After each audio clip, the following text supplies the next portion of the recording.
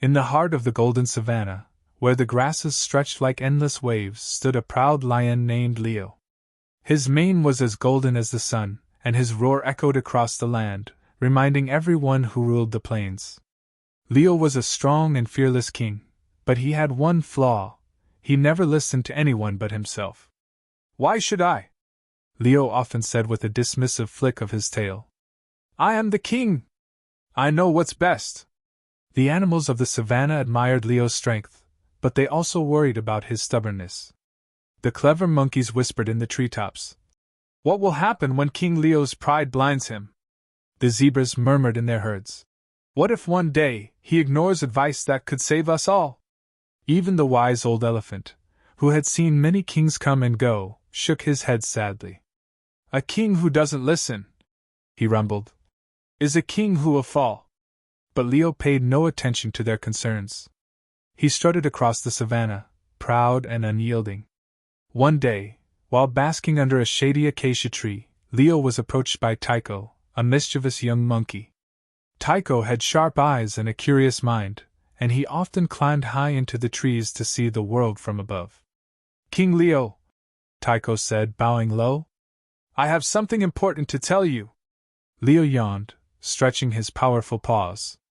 "What is it, little monkey? Make it quick." Tycho hesitated but pressed on. "I saw something strange near the river. The crocodiles are acting unusual. I think there might be danger." Leo snorted. "Danger? From the crocodiles?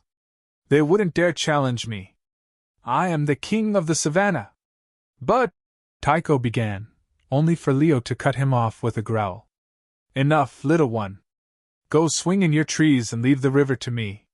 Tycho sighed and scampered away, muttering, "One day you'll see, King Leo. Even the mightiest need advice." That afternoon, Leo decided to visit the river, not because he believed Tycho, but because he wanted to show the animals that he wasn't afraid of crocodiles. The sun blazed hot overhead as Leo padded down to the water's edge. The river sparkled, and the crocodiles lay still, their eyes glinting like emeralds. "See?" Leo roared, addressing the savannah animals who had gathered at a safe distance. "The river is mine, and these crocodiles know it." But as Leo dipped his head to drink, a massive crocodile lunged from the water, jaws snapping shut just inches from Leo's face. With a startled leap, Leo dodged, his heart pounding. The crocodiles, it seemed, had been lying in wait, hoping to ambush the king. Scrambling back to safety, Leo growled angrily, embarrassed by the close call. He glanced around at the animals, who whispered nervously among themselves. In the distance, Tycho perched on a branch, shaking his head. That night, as Leo rested in his den, he couldn't shake the image of those snapping jaws. He refused to admit it out loud, but perhaps Tycho had been right. Yet, his pride kept him from seeking the monkey's advice again.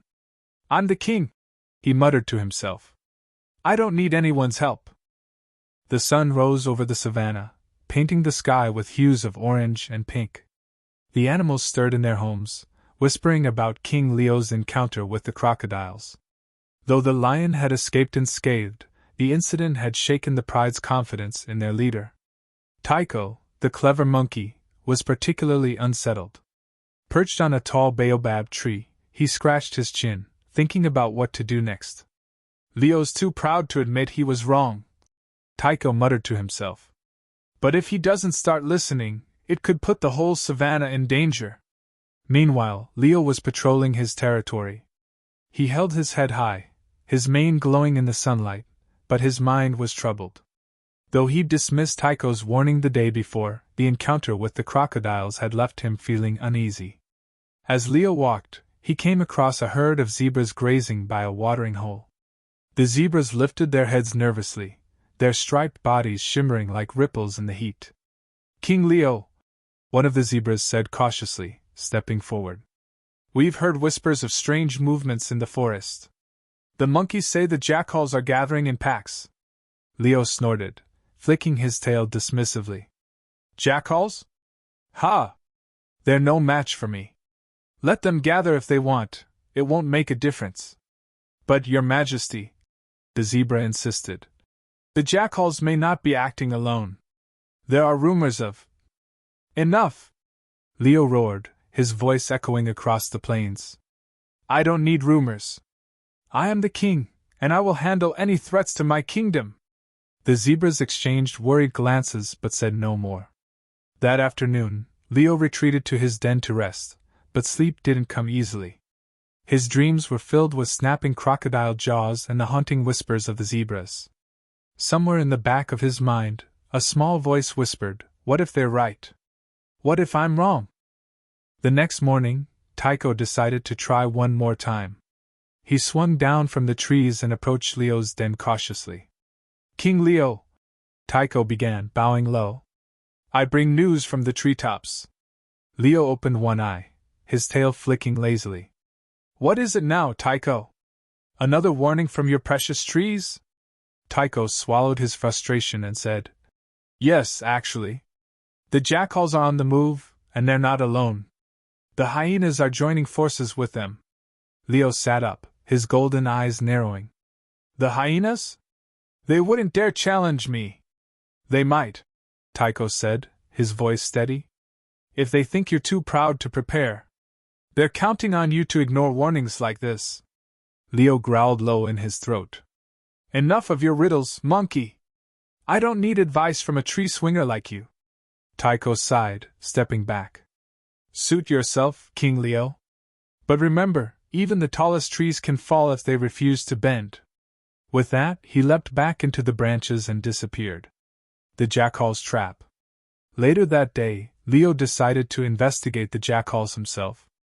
"I'll show them who's king," he muttered, stalking through the tall grasses. The sun blazed hot overhead, and the air was thick with the hum of insects. As Leo approached the edge of the forest, he caught sight of movement in the shadows. A group of jackals emerged, their eyes gleaming with cunning. They circled Leo, their laughter sharp and mocking. "Well, well, if it isn't the great King Leo," one of the jackals sneered. "Come to see what we've been up to?" Leo bared his teeth. "You dare challenge me?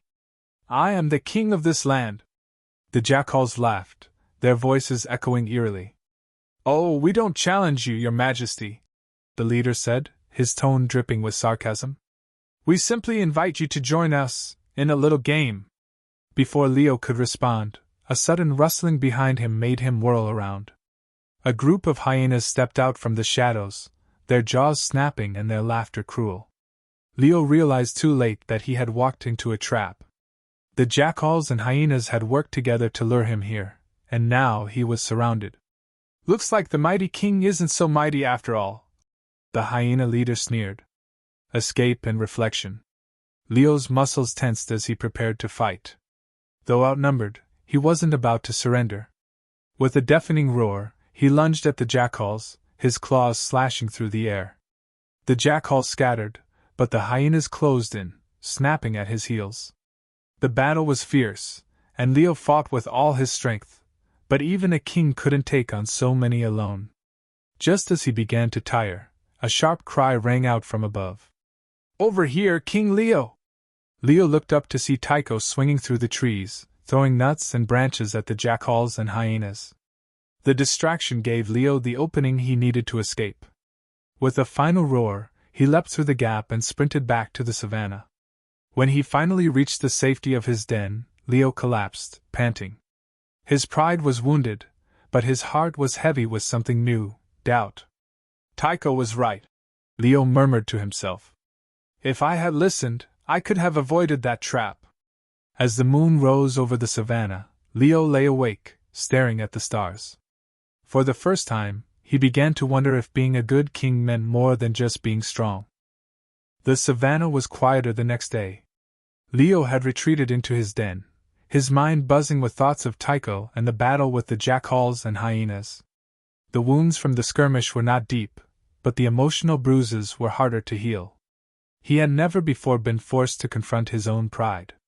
The sunlight filtered through the tall grasses as Leo wandered the savannah, avoiding the other animals. The wind whispered around him, and the familiar hum of the land seemed distant, as though the earth itself was reminding him of something he had forgotten: humility. Leo's journey led him to the river, The same river where he had once dismissed Tycho's warning about the crocodiles. As he approached the water, he paused. The crocodiles were nowhere to be seen, but the memory of their near attack lingered in his mind. What if I had listened? Leo thought, gazing at the still waters. What if I had trusted someone other than myself? Suddenly, a voice broke his thoughts. It was the wise old elephant, Covey, who had been quietly observing the lion from the shadows of the trees. King Leo, Covey said with a deep, rumbling voice that always seemed to carry wisdom. You seem troubled. Would you care to talk? Leo turned toward Covey, the elephant's large, gentle eyes watching him patiently.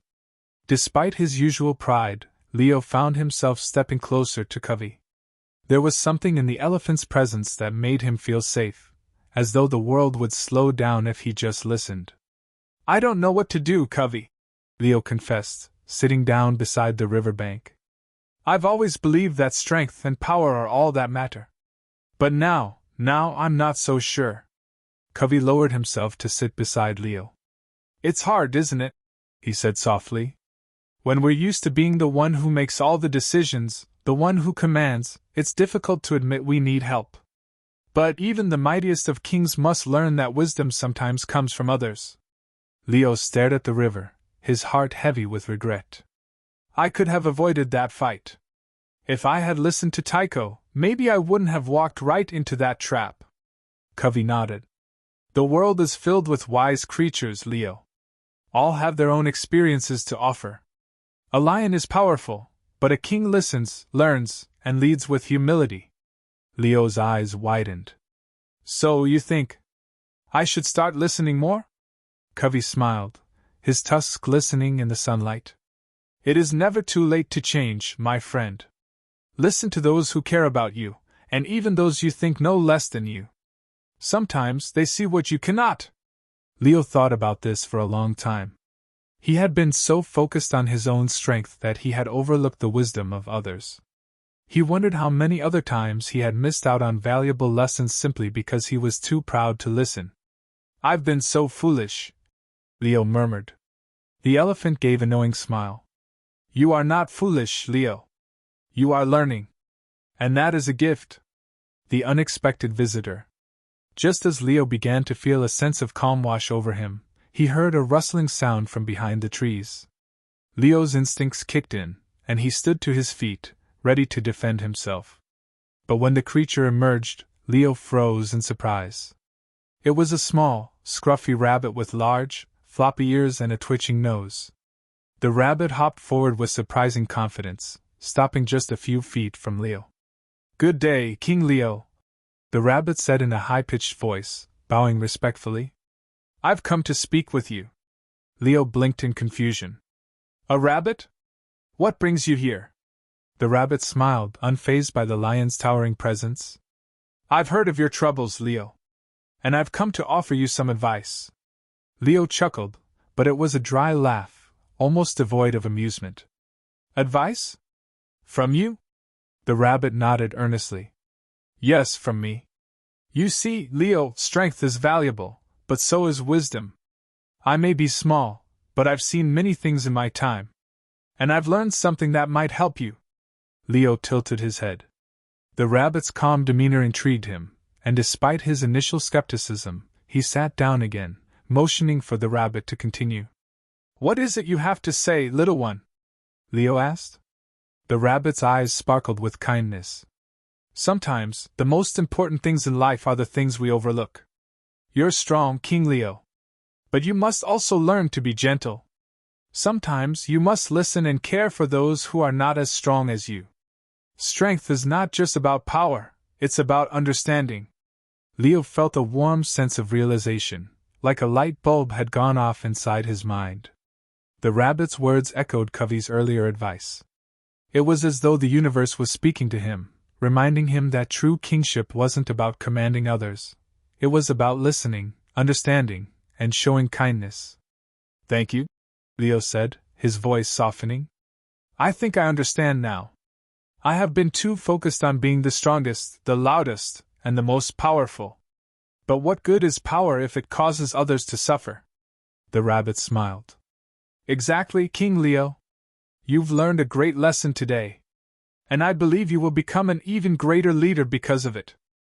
A moment of change.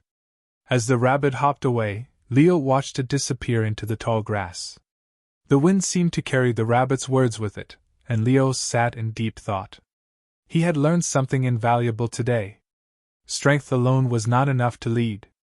True leadership required humility, understanding, and, above all, listening. The savannah seemed quieter now, and for the first time in a long while, Leo felt at peace. He wasn't perfect, but he was willing to learn, and that was a good place to start. Reflection. As Leo walked back to his pride, he was determined to be a different lion, a king who listened, a king who cared, and a king who led with wisdom. He would no longer let his pride and arrogance guide his decisions. The journey of learning had begun, and Leo knew it would not be easy, but it was one he was ready to take. He looked up at the sky, the setting sun casting a golden glow over the savannah. I may be strong, he thought, but I will be wise too. With that, Leo continued on his path, no longer just the king of the savannah, but a king who would listen. Chapter 4. The Test of the Wildebeest Herd. The next morning, King Leo awoke early, his mind buzzing with the lessons of the past few days. He had spent much of the night reflecting on his encounters with Tycho, Covey, and even the small rabbit. His heart felt lighter, and his mind clearer. Today, Leo had resolved he would begin listening more closely to those around him, and trust that their wisdom could guide him to be a better leader. Leo was strolling along the savannah when he encountered a large group of wildebeests. They were gathered in a clearing, their heads low as they grazed on the fresh green grass that had begun to sprout in the early rains. Normally, Leo would simply pass by, dismissing them as lesser creatures. But today, he felt a shift within himself. He approached the herd cautiously, remembering the advice he had received. The wildebeests stopped grazing and looked up, some of them startled to see the mighty king standing before them. Good morning, King Leo, said Boma, the leader of the herd. She was an old and wise wildebeest, known for her sharp instincts and a deep understanding of the land. Leo had never paid much attention to her, but today, he found himself eager to listen. Good morning, Boma, Leo said, his voice soft but steady. He lowered his gaze, as he had seen Covey do, to show respect. I've heard whispers that something is troubling your herd. Boma looked at him with her deep brown eyes. It's true, Your Majesty. We've been having trouble with the river. The river? Leo asked, raising an eyebrow. But the river has always been a source of life for the animals of the savannah. What's wrong with it now? Boma stepped forward, her hooves crunching softly on the grass. The river is flooding its banks. It's moving faster than we've ever seen. The younger members of our herd are afraid to cross, and the elders can barely manage to find safe spots to graze. Leo frowned, his mind already racing to find a solution. But instead of giving an immediate answer, he paused. He remembered Covey's words. A king listens, learns, and leads with humility. What do you think should be done? Leo asked, turning to Boma. Boma blinked in surprise. She had expected Leo to tell her what to do, as most kings did. But here was a lion, her king, who was asking for advice. We are not sure, Your Majesty, she admitted. The flooding is a new occurrence, and we are unsure where to take the herd to find safety. Leo nodded slowly. Then we should explore the area together. I will help you look for a new path. The wildebeest stared at Leo in surprise. They had never expected such a response from their king, but Boma stepped forward, a respectful bow of her head in her movements. Thank you, King Leo, Boma said, her voice filled with gratitude. For the rest of the day, Leo worked alongside the herd. He listened as Boma explained the river's patterns, and how the land had changed in recent seasons. As they walked, Leo asked questions, making sure to listen carefully to every answer. He saw the land with new eyes. Each piece of advice from the animals around him became a building block in his understanding of the world beyond his own power. By the end of the day, Leo and Boma had found a new path for the herd to follow, away from the floodwaters. The wildebeests had a safe place to move to, and their confidence in Leo had grown. "Thank you, King Leo," Boma said, her voice warm with appreciation. "Your willingness to listen to us, to work alongside us, has made all the difference." Leo smiled. "It was not just me, Boma. You are the ones who know this land. I am only here to guide you, not to command you." As the herd moved safely to its new grazing grounds, Leo watched them with a sense of fulfillment he had never felt before. His actions were no longer about proving his strength, but about working with others for the good of all.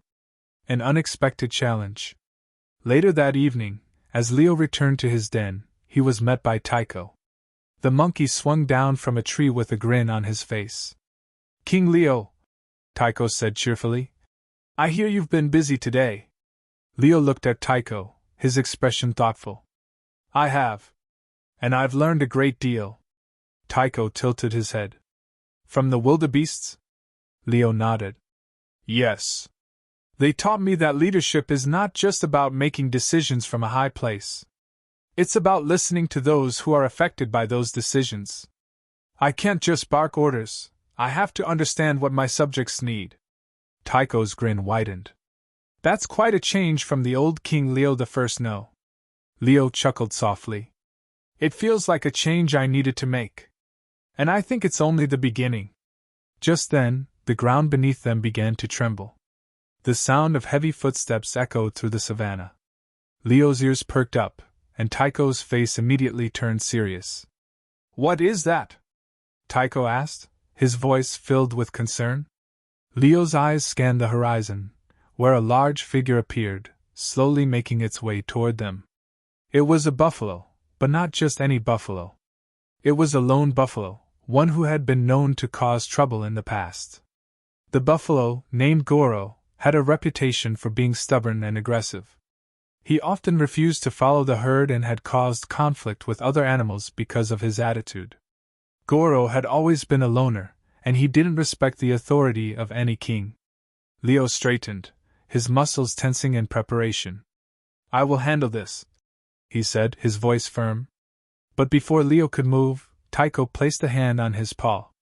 "Wait, Leo. This might be another chance for you to listen." Leo hesitated. "You think he'll listen to me?" Tycho nodded. "He might if you don't try to fight him. Sometimes you don't need to use your strength. You just need to show that you understand." Leo took a deep breath, feeling the weight of the situation. He was still learning, still growing. And this could be another test of his newfound approach. With Tycho's advice in mind, Leo stood his ground as Goro approached, his eyes glaring. Instead of growling or demanding that Goro leave, Leo spoke calmly and respectfully. "Goro, I've heard about your struggles with the herd," Leo said. "Why do you insist on being alone? The savannah is a place for all of us to share, not just for the strongest." Goro snorted, his nostrils flaring. "I don't need the herd. I don't need anyone." Leo nodded, his voice steady. "I understand. But I think you're missing something important. We're all stronger together. Your strength can help others, just like mine can." Goro growled low, clearly resistant to the idea. But Leo stood firm, waiting for the buffalo's response. Finally, after what felt like an eternity, Goro's expression softened. Perhaps I have been too stubborn." Leo smiled, his heart swelling with a sense of accomplishment. "We all have moments of stubbornness, Goro. But we can always change." Reflection. That night, as Leo lay down to rest, he thought about the events of the day. He had faced another challenge, but this time, he hadn't used his strength to impose his will. He had used his heart, and his ears, to listen, and it had made all the difference. Leo's journey was far from over. There would be more challenges, more lessons to learn. But for the first time in his life, he felt like he was becoming the kind of king the savannah needed, one who listened, who cared, and who led with wisdom. Tomorrow would be a new day, and Leo was ready for whatever it would bring. Chapter 5: The Storm of the Savannah.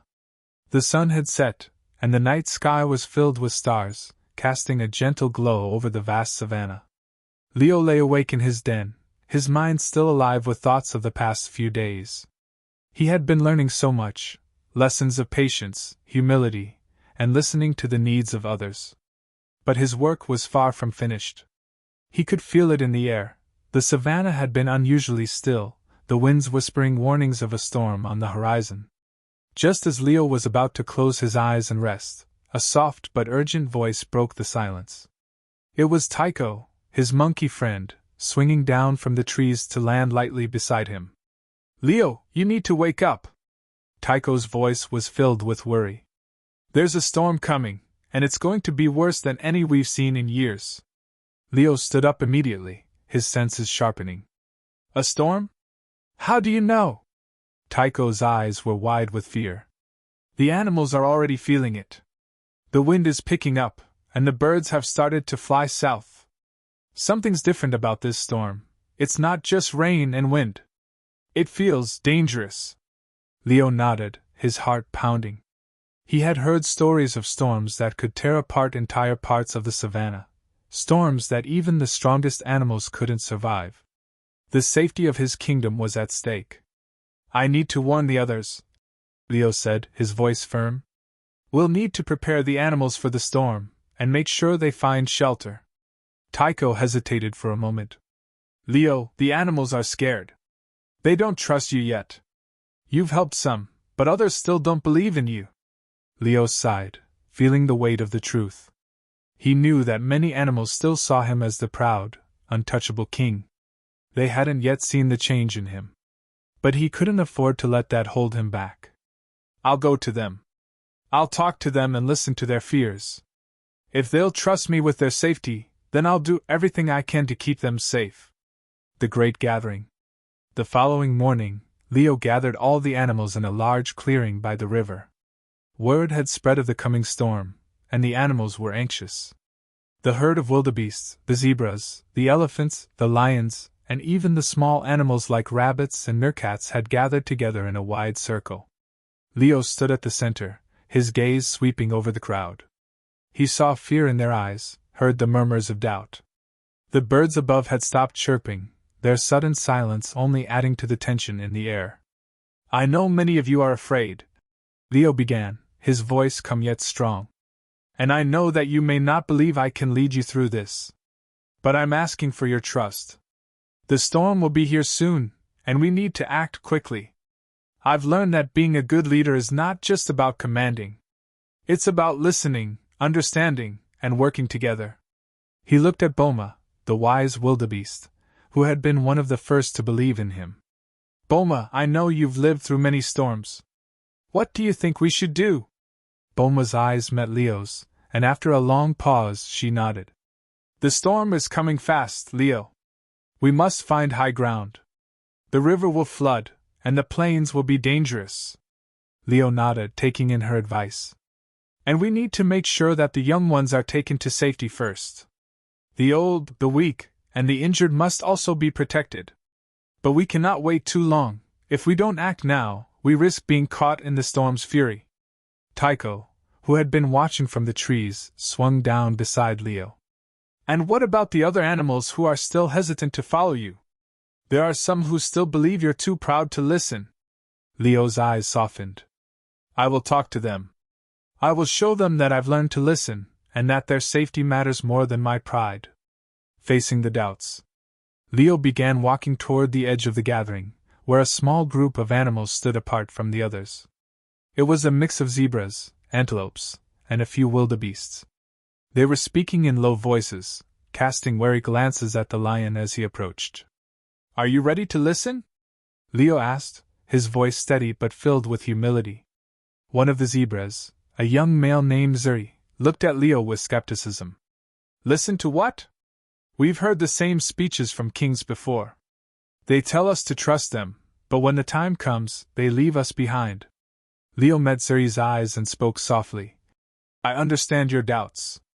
I once thought I could handle everything on my own, that my strength was all that mattered. But I've learned that strength alone can't save anyone. It's wisdom, humility, and listening that can make a difference."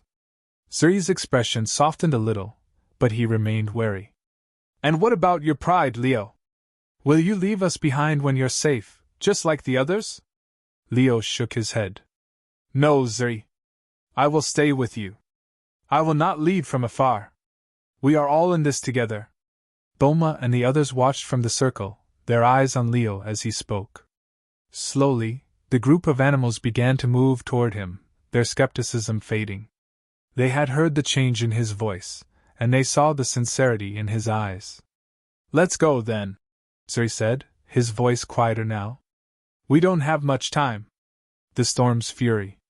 The animals moved swiftly, led by Leo, toward the high ground where they could take shelter. As they climbed the hill, the wind began to pick up. The sky darkened, and the first flashes of lightning illuminated the sky. The storm was coming faster than expected. Leo's heart pounded, but he remained calm. His mind raced with plans and contingencies, but he continued to listen, to every animal around him, to the sounds of the storm, to the fears and worries in the voices of his companions.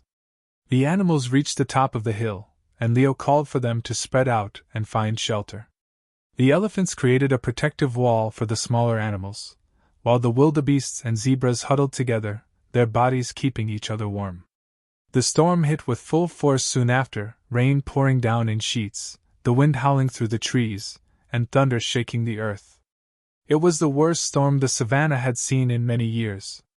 But as the storm raged on, Leo stood at the center, watching over his kingdom. He had led them here, not through force or command, but by listening, by working together, and by trusting in the wisdom of others. The storm lasted through the night, but when the skies finally cleared and the sun began to rise, the animals looked out from their shelters, safe and sound. Reflection and growth.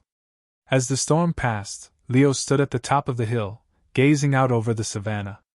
The animals slowly began to emerge, their fear now replaced by relief. Boma approached him, her eyes filled with respect. You did it, Leo. You saved us. Leo nodded, his heart full. We did it, Boma. We all did it. By working together, listening to each other, and putting our trust in one another, we made it through. Tycho swung down from a tree, grinning.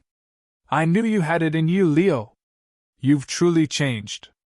Leo smiled, feeling the weight of his transformation. No, Tycho. I've learned that being a true leader means listening first, speaking second, and always remembering that no one is stronger than the whole. As the animals gathered around, Leo knew that this was just the beginning of his journey. There would be more storms to face, more challenges to overcome. But now, he was not just a king who ruled with strength. He was a king who ruled with wisdom, humility, and the ability to listen. Chapter 6: The Dispute in the Plains. Days passed after the storm, and life on the savannah slowly returned to normal. The animals had begun to rebuild and heal, but the lessons learned in the storm lingered in their hearts. Leo had proven himself as a leader who could listen, understand, and act with wisdom.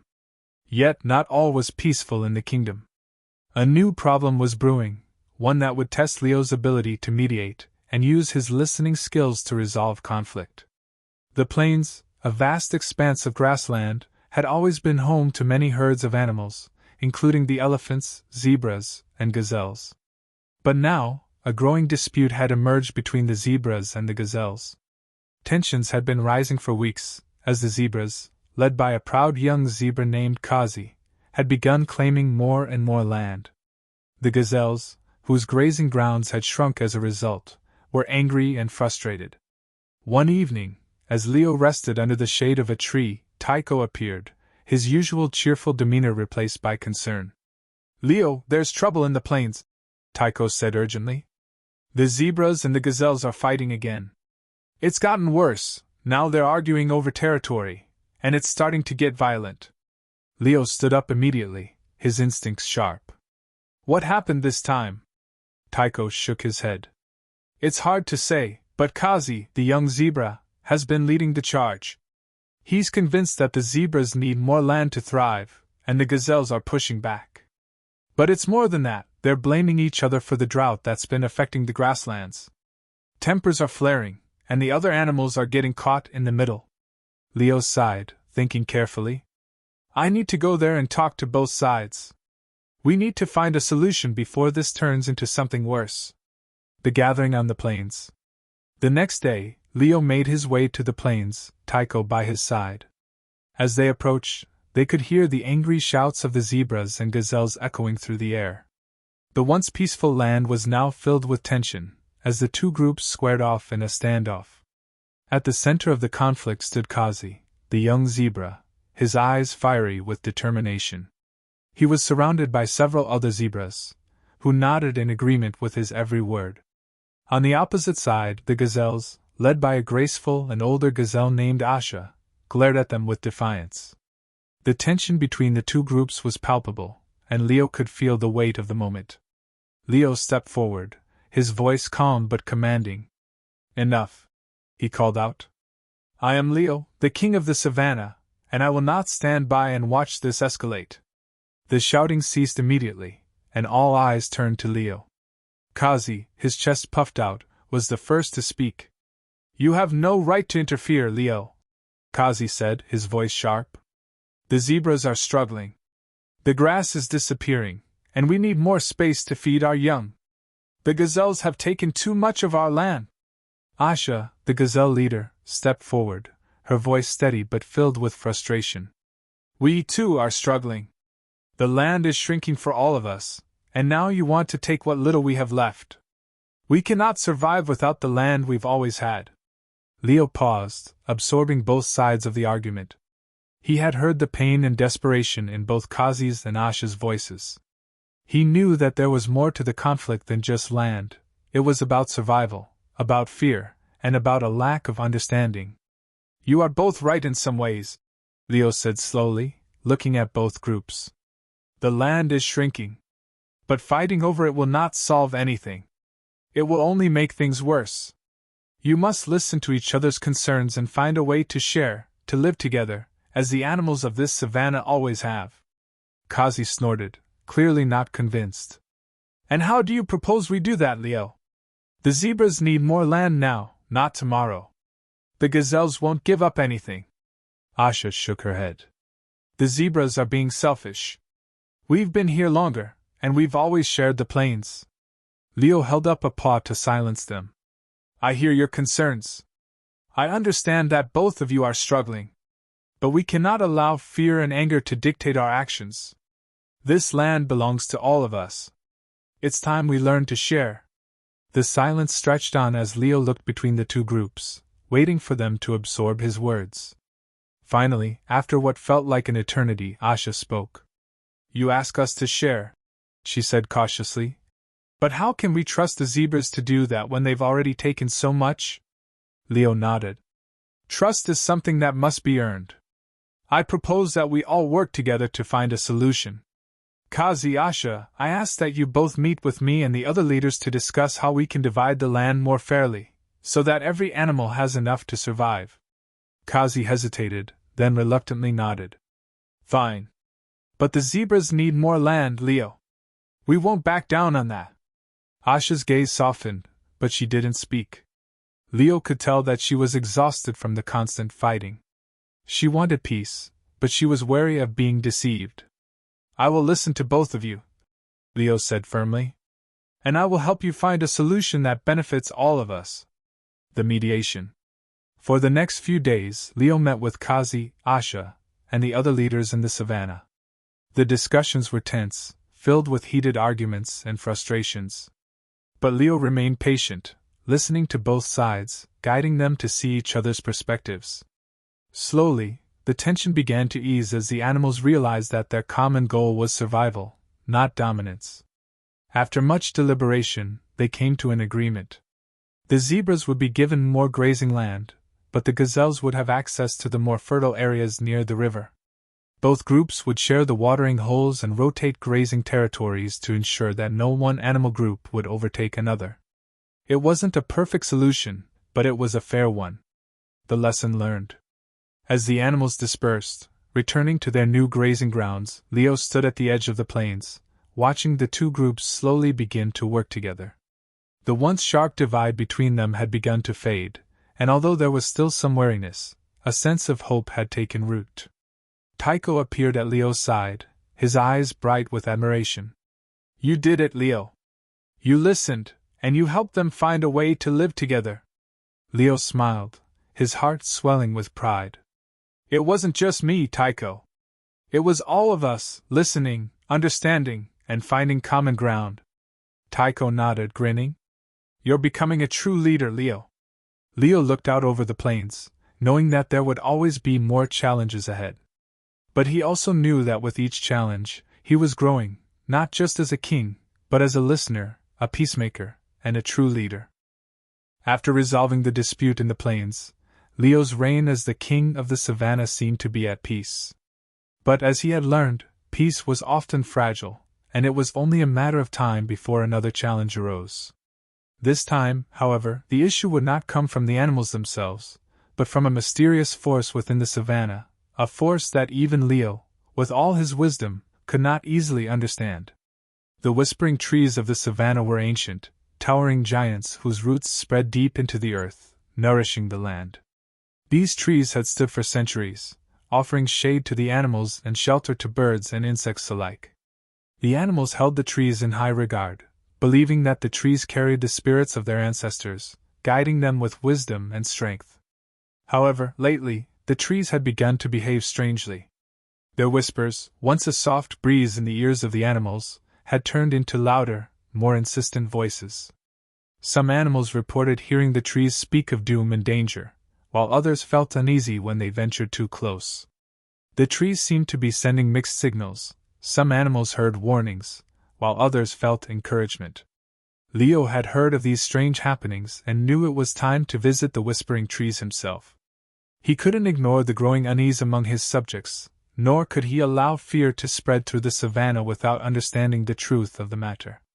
One morning, Leo set off with Tycho, heading toward the heart of the forest, where the whispering trees stood. The journey was long, but Leo's resolve was firm. He needed to understand what was happening and what the trees were trying to communicate. As they arrived at the grove of whispering trees, Leo felt a deep sense of awe. The trees were magnificent, their bark twisted and gnarled with age, their leaves rustling in the wind. But today, the wind carried more than just the usual sound of leaves. It was as if the trees themselves were speaking. Leo, the wind seemed to say, a voice faint but distinct. The time has come. Leo stopped in his tracks, his ears pricking up. Did you hear that, Tycho? Tycho, who had always been a skeptic, nodded hesitantly. I did. It sounded like the trees were calling your name. Leo stepped forward, his voice steady. I have come to listen. I seek your wisdom. For a long moment, there was only the sound of the wind rustling through the branches. Then, from deep within the grove, an ancient and wise voice emerged from the trees, deep and resonant, yet full of sorrow. King Leo, the savannah is changing. The balance that you have worked so hard to maintain is threatened.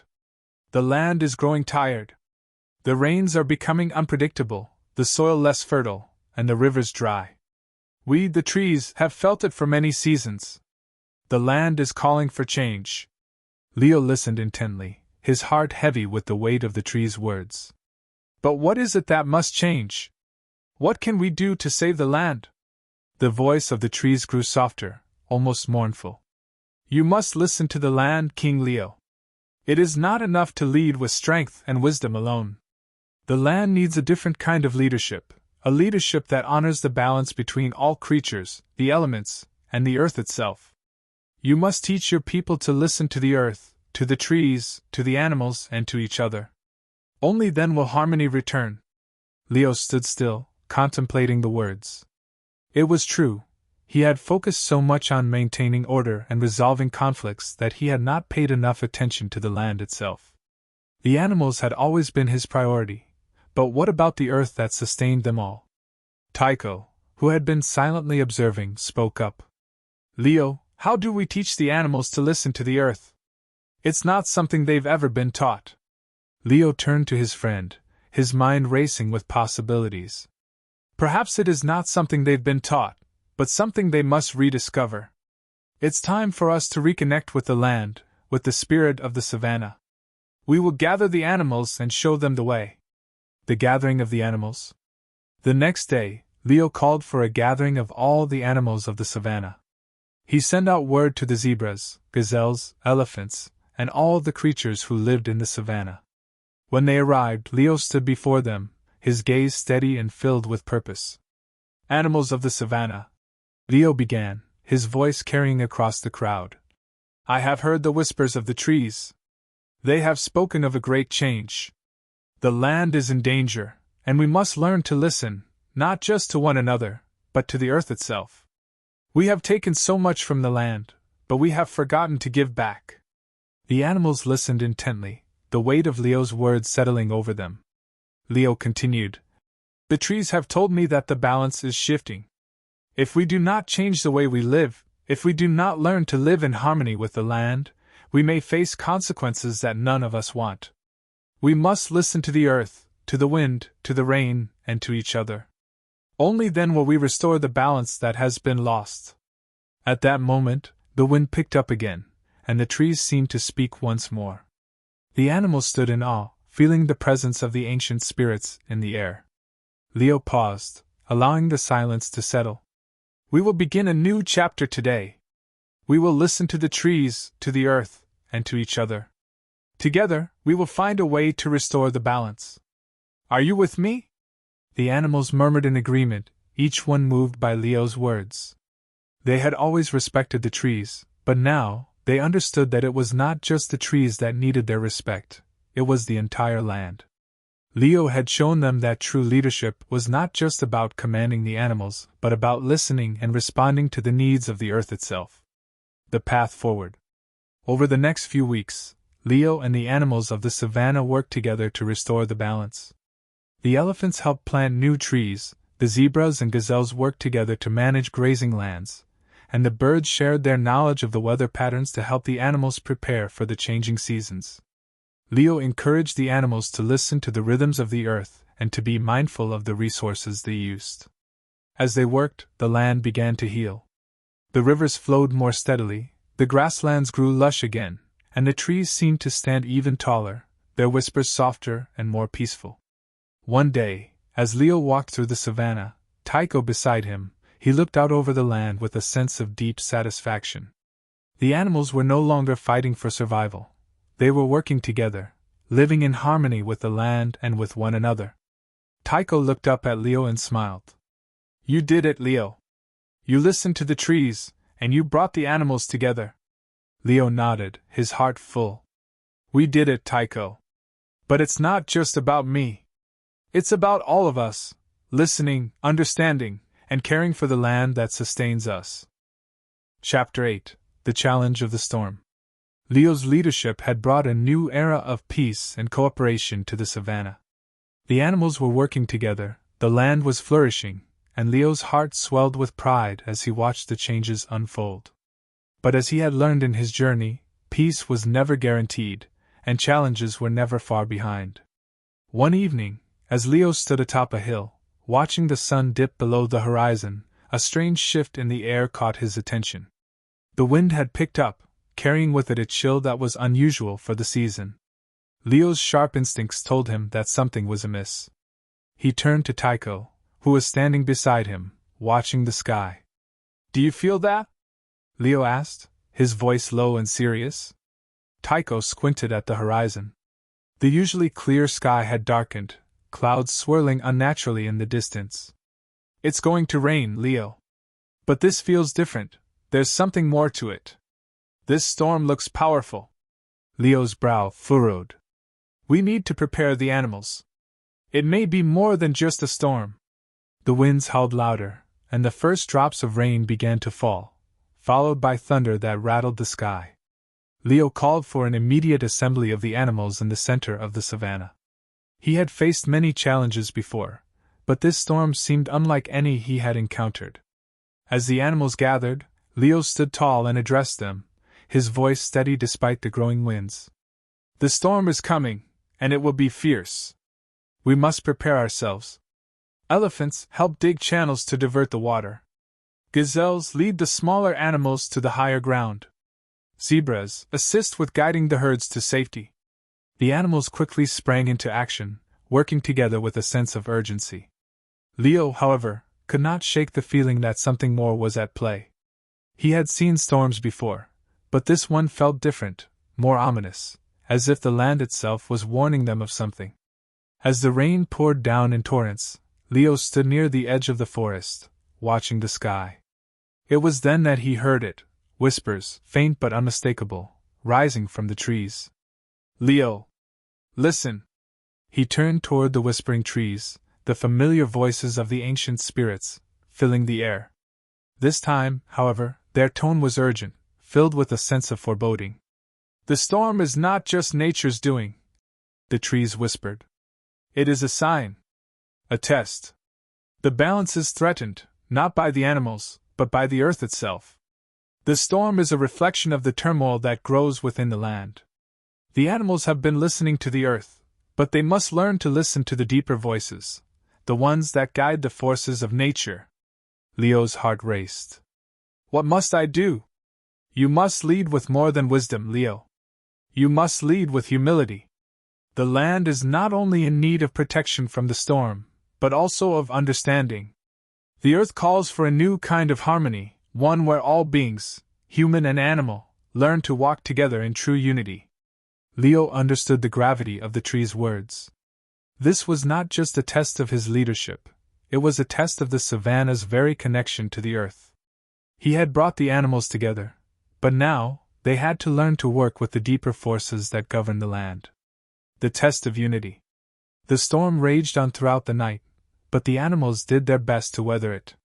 The elephants used their strength to help divert the rushing waters, and the zebras led the smaller animals to safer grounds. Despite their best efforts, however, the storm continued to intensify, and many animals began to panic. Leo knew that the storm could not be stopped by sheer force alone. The land was calling for something deeper, something more profound. He turned to Tycho.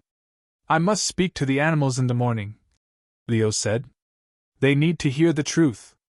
We've worked together before, but now we must come together in a new way. The storm will not stop unless we learn to listen, not just to each other, but to the earth itself." Tycho nodded. "Then let us gather them at first light. It's the only way." The next morning, when the storm had finally calmed to a gentle drizzle, Leo called for another gathering of all the animals. The sky was still overcast, and the land was soaked, but the animals had made it through the worst of the storm. They gathered in the center of the savannah, their faces weary but hopeful. Leo stood before them, his heart heavy with the realization of what needed to be done. "I know this storm has been hard on all of us," he began. "But it is not the storm itself that we must fear, it is the way we live in this world, the way we listen to the land and to each other." The animals listened closely as Leo continued. "We have learned to work together, to listen to one another. But now we must take that one step further. The earth does not just belong to the animals, it belongs to the land, to the trees, to the sky, and to the rivers. We must find a way to live with them, to listen to their rhythms and follow their guidance." A quiet murmur spread through the animals, and Leo could see that many of them were uncertain. The challenge of unity was not an easy one, it would require sacrifice and effort from every creature in the savannah. Leo's voice grew more passionate. "The trees have spoken to me. They say that we are not alone in this. The earth is always listening, always waiting for us to hear its voice. We must stop taking and start giving. We must honor the balance that sustains us all." Tycho stepped forward, his eyes filled with understanding. "We've worked together to survive, but now we must work together to thrive, together with the land." Leo nodded. "Yes. Together with the land. A new beginning." The animals, moved by Leo's words, began to think about their relationship with the earth in a new light. They realized that they could no longer take the land for granted or simply rely on their own survival. They needed to give back, to live in harmony with the forces that govern their world. In the weeks that followed, the animals worked harder than ever before. They planted new trees, restored the rivers, and cared for the land as it had cared for them. The rains, which had once seemed to be a force of destruction, now became a symbol of renewal. The storm had been a challenge, but it had also been a lesson in the importance of listening, not just to each other, but to the deeper voices of the earth. As the land began to heal, so did the animals. They learned that true harmony was not just about living in unity with each other, but with the earth itself. Chapter 9: The Great Gathering.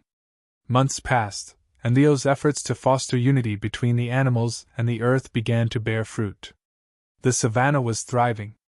The rivers flowed more clearly, the trees grew taller, and the animals lived in harmony. Even the birds, who once only sang for their own enjoyment, now sang songs of gratitude for the land that provided for them. But Leo knew that their journey was far from over. A new challenge loomed on the horizon, and this time, it wasn't a storm or a physical danger, it was something deeper. The time had come to truly test the unity of the savannah, and for that, Leo needed the counsel of all the animals. One evening, as the sun began to set, Leo gathered his closest advisors in his den. Tycho, the wise tortoise, sat beside him, and there was a quiet strength in his presence. The wise lioness, Rhoa, who had supported Leo since the beginning, was also there, her eyes filled with determination. "It is time for a great gathering," Leo said, his voice steady. "We have worked hard to bring the savannah to where it is today. But the world outside our borders is changing, and we need to be prepared. We must meet the other creatures of the world, the ones who live beyond our borders, and share our message of peace and unity." Tycho nodded thoughtfully. "This is no small task, Leo. The animals in the north, south, east, and west may not understand our way of life. They may not be ready to listen." "I know," Leo replied, his voice resolute. "But that's exactly why we need to try. If we can show them the power of listening, of working together, then perhaps we can help them avoid the mistakes that we once made. If we can lead by example, then maybe, just maybe, they will see the value of unity." Rhoa, ever the pragmatic one, spoke up. "This will require more than words. It will take patience, understanding, and most of all, respect. If we are to bring others into this fold, we must be willing to learn from them as well." Leo took a deep breath, acknowledging the truth in Rhoa's words. "I understand. But I am ready to try. We all are." The next morning, Leo sent out word to the animals of the savannah. The great gathering was to take place at the central clearing in 2 weeks' time, and it would be a gathering like no other. Animals from all parts of the savannah, and beyond, were invited to come and listen. In the days leading up to the gathering, Leo and his advisors worked tirelessly to prepare. They practiced speeches, organized the layout, and ensured that the different groups of animals would be comfortable. The buzz of excitement spread through the savannah as animals from far and wide began to make their way to the clearing. The day of the great gathering arrived, and the savannah was alive with anticipation. Animals of all shapes and sizes gathered in the central clearing: the tall giraffes with their long necks, the mighty elephants, the swift cheetahs, and even the smallest insects. Leo stood before them, his mane glistening in the sunlight. "Welcome," Leo said, his voice carrying across the crowd. "We are here today to show that unity is not just a dream, it is a reality. We, as creatures of this earth, can learn to live together in harmony, respecting each other, listening to one another, and to the land that sustains us all." He paused, allowing his words to sink in. The animals were listening intently. Some were skeptical, but many were hopeful. "We may come from different places," Leo continued, "but the earth is our home. And it is time for us to work together as one, without fear, without pride, but with open hearts." As Leo spoke, animals from all over the world began to share their experiences, their stories of the land, and their ways of life. The elephants spoke of the wisdom they had inherited from the oldest trees, the cheetahs shared their need for speed and agility, and the birds spoke of their songs that reached into the heavens. But most importantly, each animal shared something that the others had never truly heard before, something they needed to learn in order to live in peace with one another. Leo listened intently, just as he had learned to do. He no longer spoke over others but allowed each animal to voice their thoughts. And with each new story, the animals learned something new about each other. It was the tortoises, slow and wise, who shared the most important lesson of all. "The earth speaks to all of us, in its own way," said Tycho, his voice carrying with a deep calm. "But it is not enough to listen to the land alone. We must listen to each other as well. The true strength of unity is in understanding, not in domination, not in power, but in empathy." The animals fell silent. It was a moment of realization. The true lesson was not in agreeing on everything, but in respecting the differences and finding strength in those differences. The first steps of unity. The great gathering continued into the evening, and as the stars twinkled above, the animals began to come together in a new way. They realized that while they could not change the world overnight, the power of listening to one another, truly listening, was the first step toward lasting peace. Leo stood at the heart of the gathering, feeling the weight of his responsibility, but also the warmth of the new bonds that were forming. The storm had passed, and now, it was time for something even more important, a new dawn for the animals of the savannah, one where listening and understanding would guide their every step. As the gathering drew to a close, Leo knew that this was just the beginning.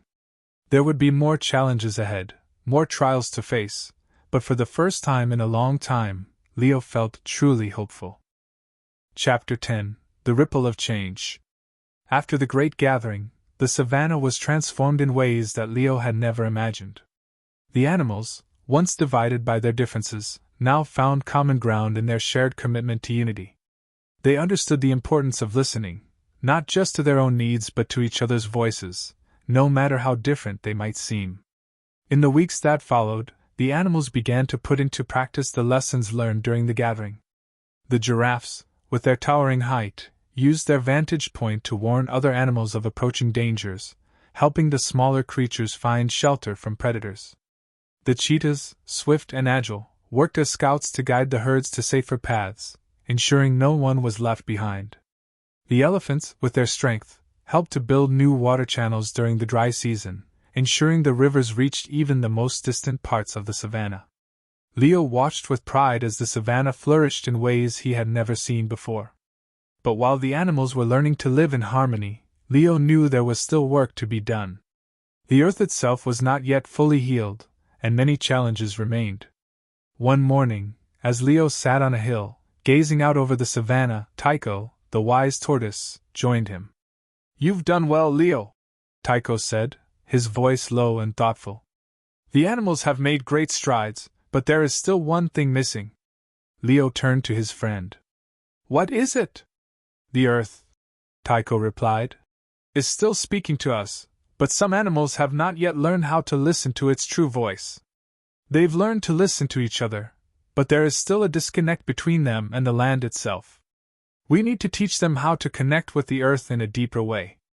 Leo's brow furrowed as he processed Tycho's words. "You're right. The earth has always been there, supporting us, but we've taken it for granted. We've listened to its surface, but not its deeper rhythms." Tycho nodded. "Exactly. The earth has a heartbeat, a pulse that flows through everything, through the trees, the rivers, the rocks, the sky. If we want true harmony, we must learn to listen to that rhythm." Leo stood up, his eyes filled with determination. "Then let's teach them. Let's show them how to hear the earth." The journey to the sacred grove. Leo, Tycho, and Nia decided to embark on a journey to the sacred grove, a place deep in the forest where the land's true voice could be heard most clearly. The sacred grove was an ancient place, a sanctuary of peace and wisdom where the earth itself seemed to speak through the wind, the rustling leaves, and the sounds of the flowing river. The animals who had gathered for the great gathering were invited to join, and soon, a small group set out on the journey: elephants, gazelles, lions, zebras, and even the birds, who flew above, keeping watch. They traveled for days through dense forests, across rivers, and over rolling hills. The journey was long and arduous, but Leo felt the call of the earth growing stronger with each step they took. Finally, they reached the sacred grove. The place was even more magnificent than Leo had imagined: tall, ancient trees whose branches reached toward the sky, their leaves shimmering in the sunlight. The air was thick with the scent of earth and greenery, and the sound of the wind through the trees filled the air with a soft, melodic hum. Leo and his companions gathered in the heart of the grove, where the air seemed to pulse with energy. The earth beneath their feet felt alive, as though it was breathing, and Leo felt a deep sense of peace settle within him. This was where the Earth's voice could be heard most clearly. Tycho stepped forward, his shell glowing faintly in the dappled sunlight. This is where the Earth speaks to us in its truest form. To listen here, we must quiet our minds, open our hearts, and let the rhythm of the land enter our souls. Leo nodded, and the animals sat in a circle, closing their eyes and focusing on the sounds around them. At first, the only sound was the wind, rustling through the leaves. But as the minutes passed, a deeper, more profound rhythm began to emerge. It was a steady, slow beat, like the pulse of the earth itself, resonating through the ground, the trees, and the very air. Leo took a deep breath, feeling the rhythm of the land connect with his own heartbeat. He felt it in his paws, his chest, his bones. The earth was alive, and it was speaking to them all. For what felt like hours, the animals sat in silence, listening to the earth's pulse. Some heard the whispers of the trees, others the songs of the rivers, and still others felt the deep hum of the rocks beneath their feet.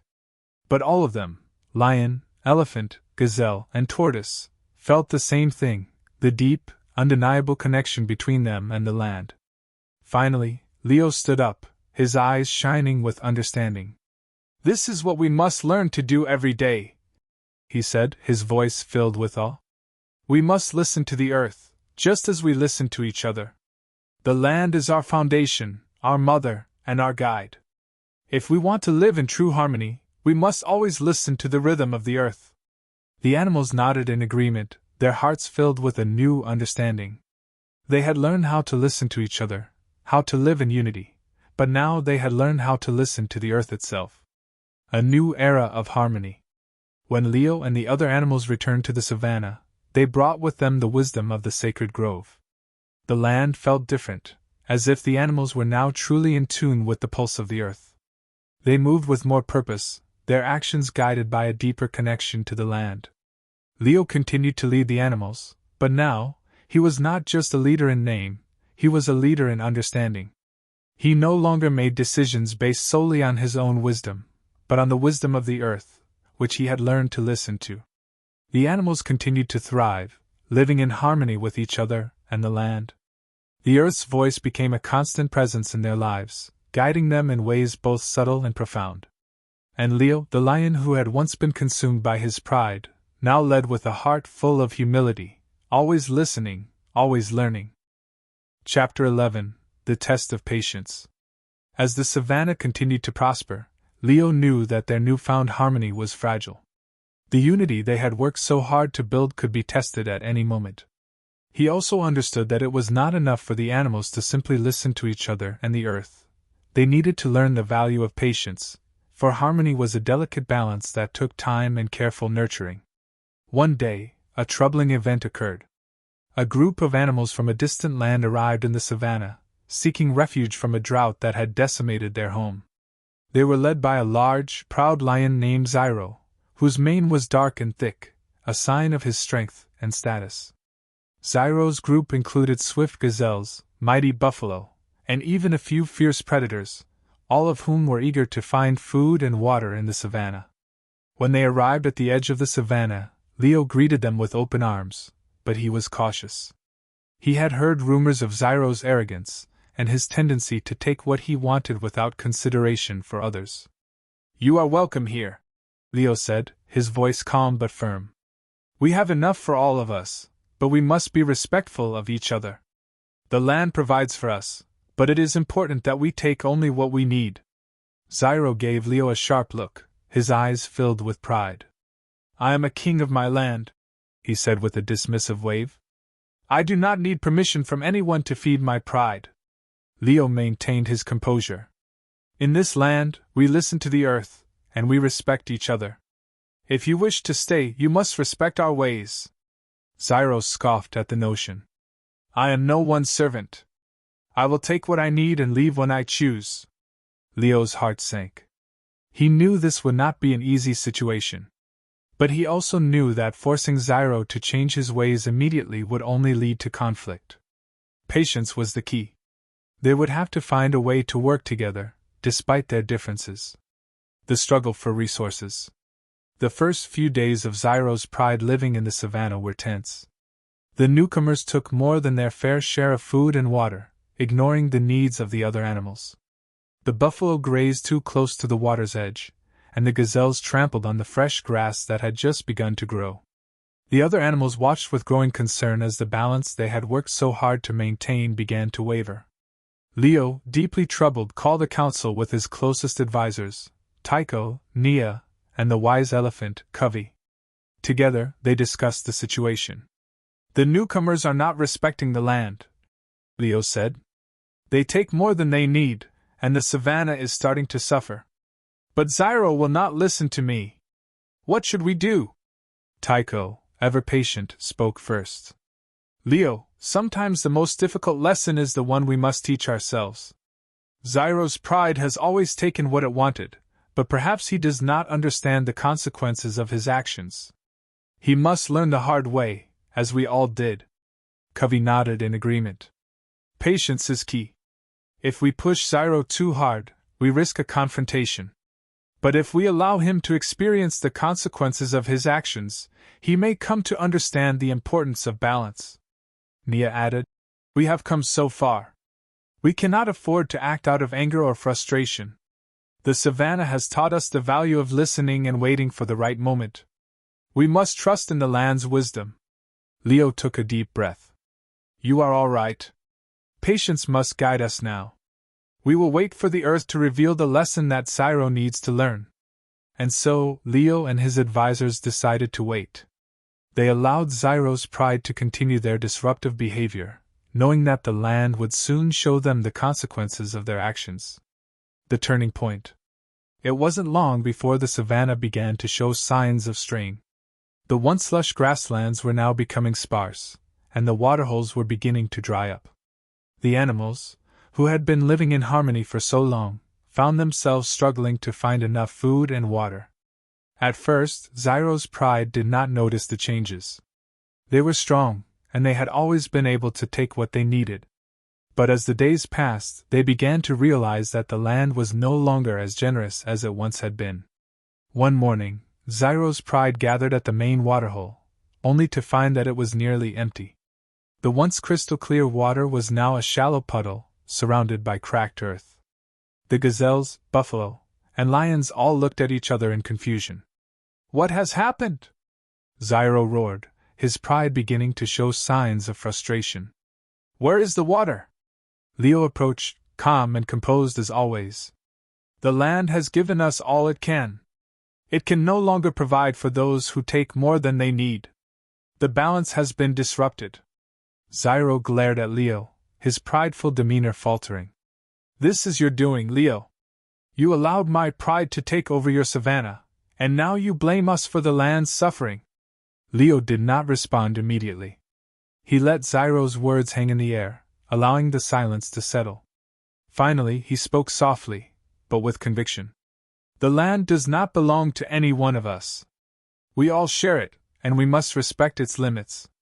We must listen to the earth and understand when it is time to stop." Zyro, taken aback by Leo's calmness, looked around at his pride. He could see the signs of hardship on their faces. Some were weak from hunger, others were restless from thirst. The once proud lion was beginning to understand the true weight of his actions. Leo stepped forward and continued, "You must now listen, Zyro.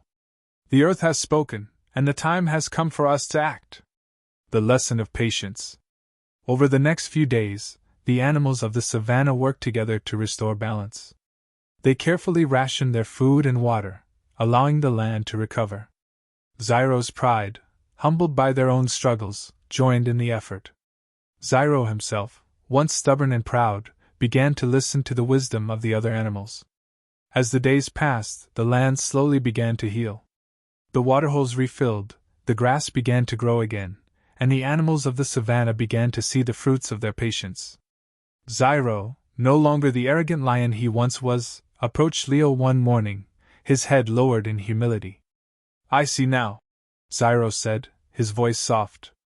"I see how much we have taken, and how little we have given in return. I was wrong to act as if the land belonged only to us. I have learned that patience is not just a virtue, It is the key to living in harmony with the earth and with each other. Leo smiled, proud of the change he saw in Zyro. It is not easy to learn patience, but it is a lesson that will stay with you. The earth is patient, and we must be patient with it and with one another. And so, the savannah once again thrived, but this time, the lesson of patience was deeply woven into the fabric of the animals' lives. Zyro's pride learned to share, to listen, and to respect the earth's rhythms. They no longer took more than they needed but worked together with the other animals to ensure that all could live in harmony. Chapter 12: The Power of Unity. As time passed, the savannah flourished in ways the animals had never imagined. Under Leo's leadership, the animals had learned the importance of listening, patience, and balance. Now, with the lessons of the past behind them, they began to truly understand the power of unity. The savannah, once divided by individual needs and pride, had transformed into a land where all creatures, large and small, worked together to ensure the well-being of everyone. Leo often gathered the animals to remind them of the importance of this unity. "The savannah is strong," he would say, "not because of any one animal, but because we work together. Each of us has a role to play, and together, we create something greater than the sum of our parts." The challenge of the wildfire. One summer, a new challenge threatened the savannah. The dry season had been particularly harsh, and the once vibrant grasses had turned brittle and yellow. The animals, aware of the fragile balance of their environment, remained vigilant. But one afternoon, as the wind picked up, a small spark ignited in the dry grasslands.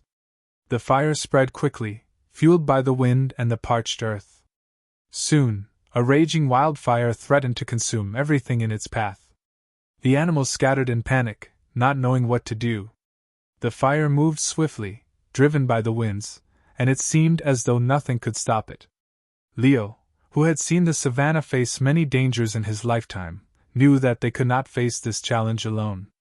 He immediately called upon his advisors, Tycho, Nia, and Covey, and together they gathered the animals to devise a plan. "We must work together if we are to save our home," Leo said, his voice steady despite the smoke that began to fill the air. "We cannot let fear divide us. We must listen to each other, be patient, and unite our strengths." Tycho, who was known for his quick thinking, spoke first. "We need to create a firebreak, a gap in the grass where the fire cannot spread. But it will require all of us to help." Covey, the wise elephant, nodded. "The elephants can use their strength to uproot trees and create a barrier. The giraffes can help by reaching high branches and cutting down dry leaves that could catch the fire.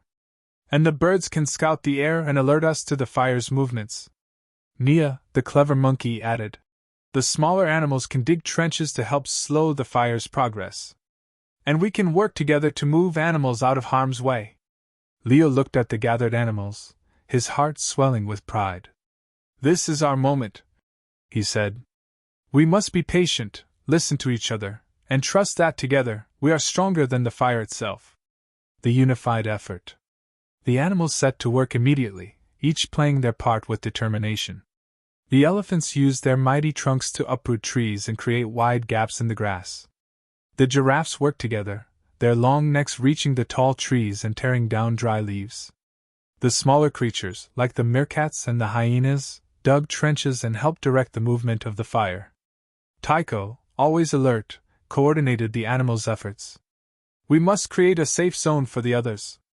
Follow my lead, and stay calm." Nia swung through the trees, alerting the animals of any danger. "Stay close. The fire is moving fast. We must be ready to change direction at any moment." As the fire raged on, the animals worked tirelessly.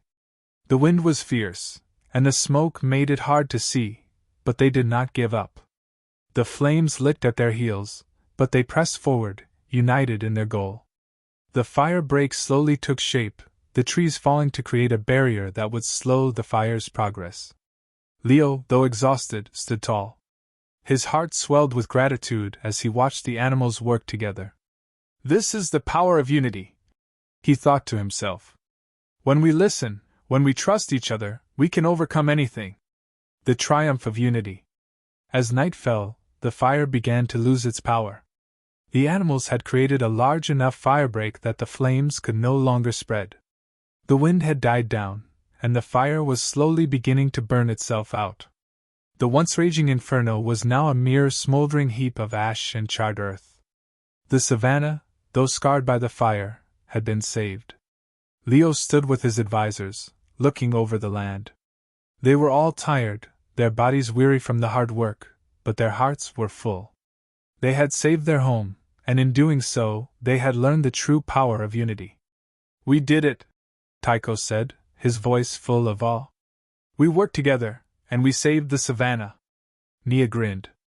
"It wasn't easy, but we did it." Covey, the wise elephant, smiled gently. "The land is scarred, but it will heal. And in time, it will be even more beautiful than before." Leo looked at each of them, his eyes filled with gratitude. "It was not just our strength that saved the savannah. It was our unity. We listened to each other, and we worked together. That is the true power of this land. The lesson of unity." In the days that followed, the animals of the savannah began to rebuild. They planted new grasses, tended to the water holes, and helped each other recover from the hardships they had faced. The fire, though destructive, had brought them closer together. Leo continued to remind the animals of the lesson they had learned. "When we work together, we are unstoppable. The earth may challenge us, but as long as we listen to each other, remain patient, and unite our strengths, we can overcome anything." Zyro, the once proud lion, now fully humbled by the events, approached Leo one evening.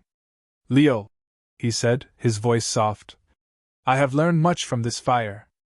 I see now that true strength lies in unity, not in power or pride.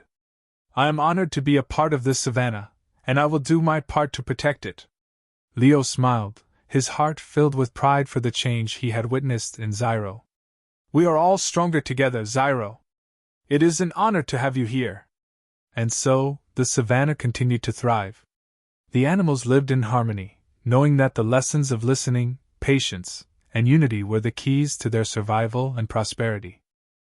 Chapter 13: The Legacy of Leo. Years passed, and the savannah continued to flourish under the guidance of Leo. The once proud lion, now known as the wise king of the savannah, had earned the respect of every animal. His leadership was no longer defined by his strength or pride, but by his wisdom and his ability to unite the creatures of the land. As Leo grew older, his coat, once a golden hue, had begun to fade to a silvery gray. His mane, still thick but now streaked with silver, was a testament to the many years he had spent guiding the savannah. Yet, despite the passage of time, his heart remained as strong as ever, and his mind as sharp.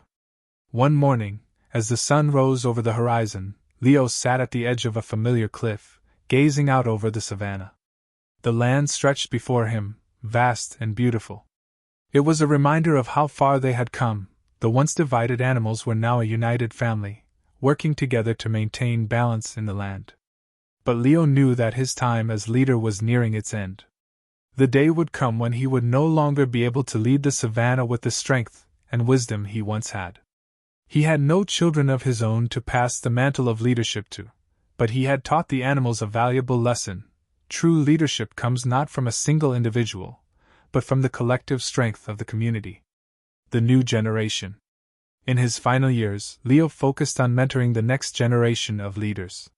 He spent time with the younger animals, teaching them everything he had learned over his long reign. He encouraged them to listen, to be patient, and to understand that true strength lies in unity. One of his most trusted students was Zyro, the lion who had once been so proud. Zyro had grown into a wise and humble leader in his own right. His strength was not in his roar, but in his ability to unite the animals and inspire them with his wisdom. Zyro, ever loyal to Leo, often sat beside him on the cliffs, learning from his old mentor. "You have taught me everything, Leo," Zyro said one day, his voice full of gratitude. "I only hope I can lead the savannah as well as you have." Leo smiled, his eyes soft with affection for the young lion. "You already have, Zyro. You've learned the most important lesson. Leadership is not about power, but about caring for the land and its creatures. You listen to others, and you understand the value of unity." You will lead the savannah with wisdom. The gathering of the animals. As Leo's health began to decline, he called for a gathering of all the animals of the savannah. It was time to pass on the knowledge and wisdom that had shaped the land. The savannah was no longer a place of fear and division, it had become a beacon of hope and unity. The animals gathered in the clearing, each one waiting to hear what Leo had to say.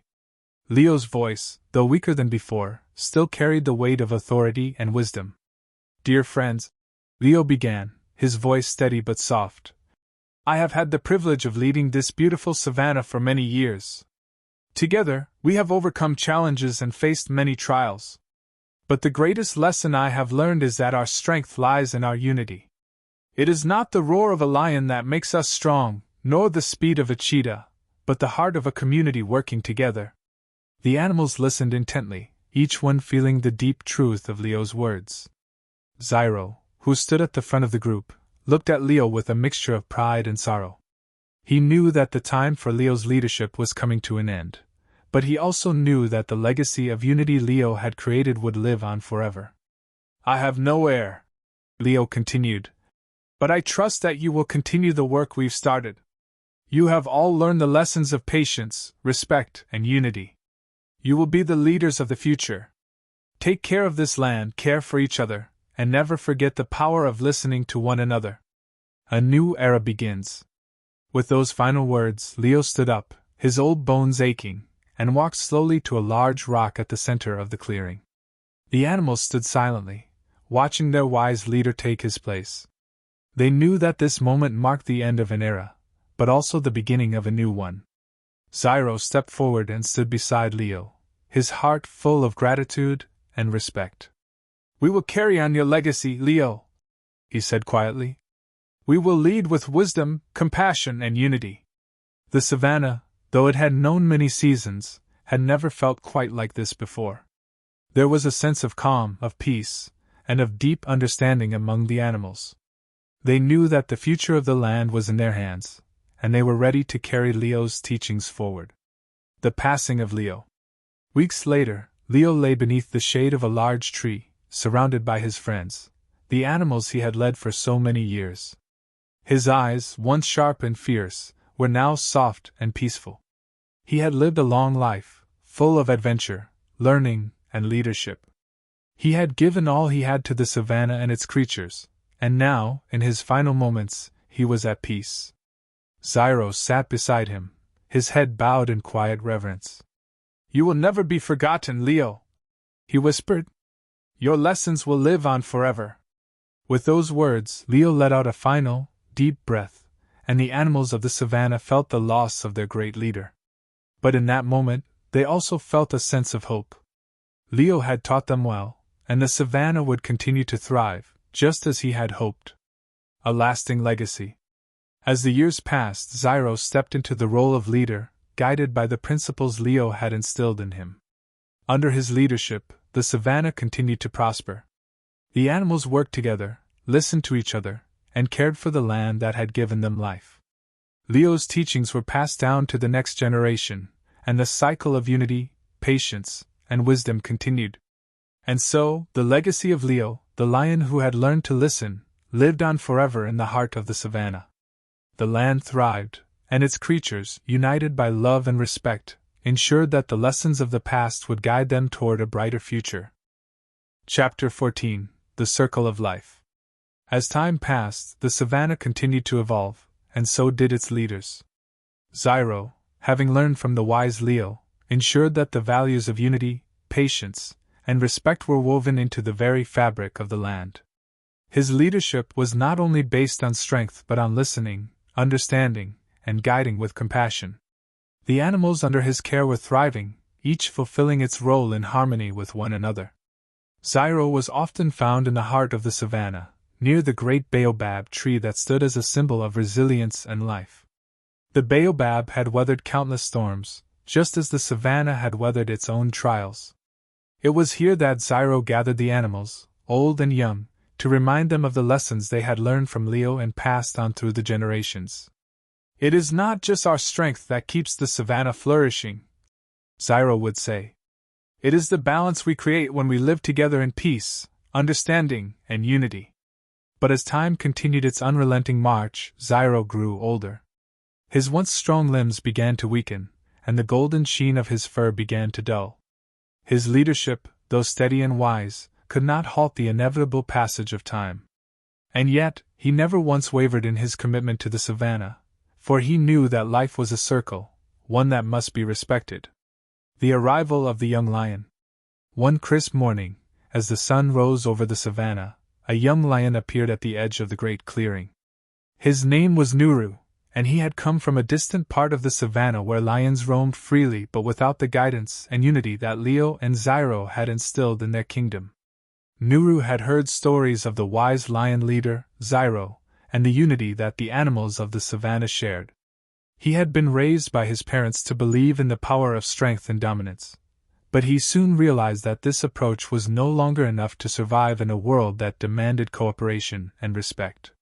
The young lion approached Zyro, who was resting beneath the baobab tree. "I have heard of your wisdom, Zyro," Nuru said with respect in his voice. "I come seeking guidance. I have learned that strength alone is not enough. I wish to learn how to lead with understanding, not just power." Zyro, who had been watching the young lion with a mixture of curiosity and wisdom, smiled softly. "Nuru, you are wise to seek guidance. Strength is important, but it is only through listening and understanding that we can truly lead. The savannah is built on unity, not domination." Nuru sat down beside Zyro, eager to learn. "How do I begin? I have so much to learn." Zyro nodded. "You are already on the right path by seeking wisdom. The first lesson is this: to lead, you must first understand the needs and desires of the creatures around you. Each of us has a role to play, and it is through cooperation that we achieve harmony." The test of wisdom. A few days after Nuru's arrival, a challenge arose that would test the unity of the savannah and Nuru's newfound understanding of leadership. The rains, which were crucial to the survival of the land, had not come for several seasons. The waterholes were drying up, and the once verdant grasses were turning to dust. The animals were beginning to panic, worried that they would not survive the coming months. Zyro called a meeting of all the animals, gathering them at the baobab tree once more. Nuru stood by his side, eager to witness how his mentor would approach this crisis. "We face a great challenge," Zyro began, his voice grave but steady. "The rains have not come, and the land is suffering. We must find a solution together. But to do so, we must listen to each other. Every animal, no matter how small, has knowledge that can help us. We must all contribute." The animals gathered around, their faces filled with concern. Nuru stood quietly, listening as various animals spoke up. "The waterholes are nearly dry," Covey the elephant said. "We can help by digging deeper into the earth, where we know there are still underground streams. It will take effort, but it is possible." Tycho, the clever warthog, added, "We could also plant drought-resistant grasses and help create shaded areas for the smaller creatures." Even the birds, who were often seen as distant observers, spoke up. "We can scout the land for signs of rain. We can also help carry seeds to areas where the grasses can grow." Nuru listened intently as each animal shared its ideas. He had learned from Zyro that leadership was not about making decisions alone, but about gathering input from everyone and ensuring that all voices were heard. He knew that the success of the plan would depend on everyone's cooperation. When the meeting ended, Zyro turned to Nuru. "You see, Nuru, this is how we work together. We listen to each other, no matter our size or strength. The key is understanding that we are all connected, and only together can we solve the problems that threaten us." Nuru nodded, feeling the weight of the responsibility he would one day carry. "I understand now.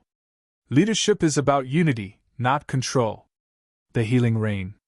Over the next few weeks, the animals worked tirelessly to implement the plan they had developed. The elephants dug deep into the earth, uncovering underground streams that provided fresh water. The smaller animals, with their quick movements, helped plant drought-resistant grasses, creating new sources of food and shelter. The birds, with their keen eyes, watched the skies, and when the first signs of rain appeared on the horizon, they spread the word to the others. Finally, one evening, dark clouds gathered in the sky. The first drops of rain fell, slowly at first, but then faster and more steadily. The savannah, dry and cracked for so long, drank deeply of the rain, and the animals rejoiced. The rain not only nourished the earth but also strengthened the bonds between the creatures. As the grass grew tall once more, the animals of the savannah celebrated their unity, knowing that they had survived through their cooperation and wisdom. The passing of the torch. As the years passed, Nuru grew into the leader of the savannah. Zyro, his mentor and guide, had watched him closely, proud of the way he had learned to lead with humility and compassion. And when the time came for Zyro to step aside, Nuru was ready to carry the mantle of leadership. The savannah, ever-changing, remained united. The animals knew that their strength lay not in any single individual but in the collective effort of all who lived there. And as Nuru stood beneath the great baobab tree, watching over his kingdom, he knew that Leo's legacy, and the lessons of unity, patience, and listening, would live on for generations to come. The circle of life, in its endless ebb and flow, continued, and the savannah thrived in harmony. Chapter 15: The Legacy of Wisdom. The savannah had changed, and yet, in many ways, it had remained the same. Seasons came and went, and the rains that once revived the land had now become a familiar rhythm. Nuru, now a wise and compassionate leader, stood at the heart of his kingdom, understanding that the essence of leadership was not in power, but in the ability to inspire and guide others. Though the savannah had flourished under his leadership, Nuru was keenly aware that the work of a leader was never truly done. He often spent his nights beneath the baobab tree, the same place where his journey had begun, reflecting on his own growth and the lessons he had learned. But Nuru knew that as the years passed, new challenges would arise, and new voices would emerge. He had once been a young lion seeking guidance, and now it was his turn to pass on that wisdom to the next generation. The arrival of the young lioness. One crisp morning, as the sun began to rise, a young lioness named Sapphira approached the heart of the savannah. She had heard whispers of Nuru's leadership, of the unity that the animals shared, and the wisdom that had guided the land through difficult times.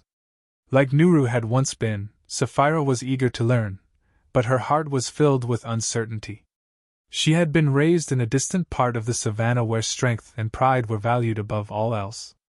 She, too, had learned that there was more to leadership than power, but the journey ahead was daunting. Sapphira had heard the stories of the great lion leaders, of Leo, who had founded the harmony of the savannah, and of Zyro, who had carried on that legacy. But it was Nuru she most admired. She had heard of his humility, his patience, and his ability to listen, qualities that resonated deeply with her. When she arrived at the baobab tree, she found Nuru seated in quiet reflection. She approached with respect, her voice soft but steady. "Great Nuru," she said, her head bowed slightly. "I have come seeking wisdom. I know there is more to leadership than what I have been taught. I wish to learn the ways of the savannah, how to lead with understanding, compassion, and unity." Nuru looked up at her, his golden eyes filled with a gentle kindness. "You seek wisdom, and that is the first step," he said. "Come, sit beside me. Let us talk." Sapphira sat beside Nuru, eager to absorb every word he said. "I have seen the ways of leaders who rule with pride and strength," she began. "But I have also seen the pain and division that comes with such rule. I want to understand the true meaning of leadership, how I can lead my fellow creatures with respect and unity, just as you have done." Nuru smiled, his voice steady and calm. "Leadership is not about asserting your will over others," he said. "It is about understanding that we are all part of a greater whole. Every creature in the savannah plays a vital role, and it is our job as leaders to guide them, to listen to their needs, and to foster cooperation. Only when we work together can we truly thrive." Sapphira listened intently, her heart full of questions and wonder. "But how do I begin? How do I earn the trust of those I lead?" Nuru paused for a moment, as though contemplating her question. "You begin by listening," he said. "A leader who does not listen cannot truly understand. You must learn to hear the concerns of others, to value their opinions, and to recognize that no one is too small or insignificant to contribute. When you listen, you show respect, and that respect will be returned in kind. The first test. Sapphira's first true test came sooner than she expected. The savannah had entered a period of drought, and the once abundant food and water sources were dwindling. The animals, though accustomed to occasional droughts, were beginning to grow restless. Tensions were rising as different species struggled to find enough resources, and whispers of discontent began to spread. One day, as Sapphira walked through the savannah, she heard a commotion near a waterhole. A group of wildebeests had gathered, arguing over access to the last remaining water. Their voices grew louder, and tempers flared. Some of the other animals were beginning to take sides, and Sapphira could sense that if this situation wasn't handled carefully, it could lead to conflict. She remembered Nuru's words, "Listen," and she approached the group slowly, without raising her voice. "What is happening here?" she asked, her tone calm and measured. The leader of the wildebeests, a large and strong male named Kanto, turned to her with a fierce gaze. "The waterhole is nearly dry," he growled. "We must be the first to drink, or we will not survive." But before Sapphira could respond, a zebra named Tammy spoke up. "We have been waiting here for hours," she said, her voice trembling. "It's not fair that the wildebeests are taking all the water for themselves. We need it too." The animals around them began to argue, their voices rising in frustration. Sapphira felt the tension building, but instead of reacting with force, she remembered Nuru's lessons. She stepped forward and spoke softly. "I understand your concerns, all of you. But this conflict will not solve our problem. Let us find a way to share the water so that no one is left without." The animals fell silent, surprised by her calmness. Sapphira continued, "Let us all take turns, so that every creature, big or small, can have a drink. We will work together, and no one will be left behind." Kanto, though initially resistant, saw the wisdom in her words. He nodded slowly. "You are right, young lioness," he said. "We will share the water." With Sapphira's guidance, the animals took turns drinking, ensuring that every creature had access to the precious resource. The argument dissolved, and a sense of unity prevailed. The lesson learned. As the animals gathered to rest after the ordeal, Nuru approached Sapphira. He stood beside her, watching the peaceful scene before them. "You handled that situation well," he said. "You listened to the concerns of both sides and found a solution that benefited everyone. You've learned the first lesson of leadership: to lead, you must first serve." Sapphira smiled, her heart swelling with pride. "Thank you, Nuru. I couldn't have done it without your guidance." Nuru's eyes glinted with approval. "Remember, Sapphira, the savannah's strength lies not in the power of any one creature but in the unity of all. Leadership is about fostering that unity, even in the face of challenges." As Sapphira gazed out across the savannah, she understood the depth of his words. She was ready to carry forward the legacy of Leo and Zyro, and Nuru before her. She would be the leader who listened, who understood, and who guided with wisdom and compassion. Chapter 16: A New Challenge. The rains had returned to the savannah, bringing with them a season of renewal and growth. The grasses swayed in the breeze, and the rivers, once dry, were now flowing with abundant water. The animals had found their rhythm once more, working together to rebuild and thrive after the drought. But in the distance, something darker loomed on the horizon. One evening, as the sun dipped below the horizon, casting the sky in hues of gold and crimson, Nuru called for a gathering. The animals, having grown accustomed to his leadership, came together, sensing that something important was afoot. Sapphira, now a trusted leader in her own right, stood by Nuru's side, eager to hear what this new challenge would be. The animals were restless, their energy palpable as they murmured among themselves. Nuru, standing tall and composed, raised his voice to bring them to order. "Listen, my friends," Nuru began, his voice steady yet serious. "Though the savannah flourishes, a new challenge is upon us. A band of rogue lions, led by a lion named Archoi, has appeared in the northern plains. They are powerful, but their hearts are driven by greed and pride. They have begun to encroach on our territory, and their presence threatens the balance we have worked so hard to maintain. The animals grew quiet, their expressions filled with concern. It was rare that the peace of the savannah was threatened by outsiders, and the mention of rogue lions sent a ripple of unease through the crowd. Nuru continued, Rhoa and his band seek to claim the northern plains for themselves.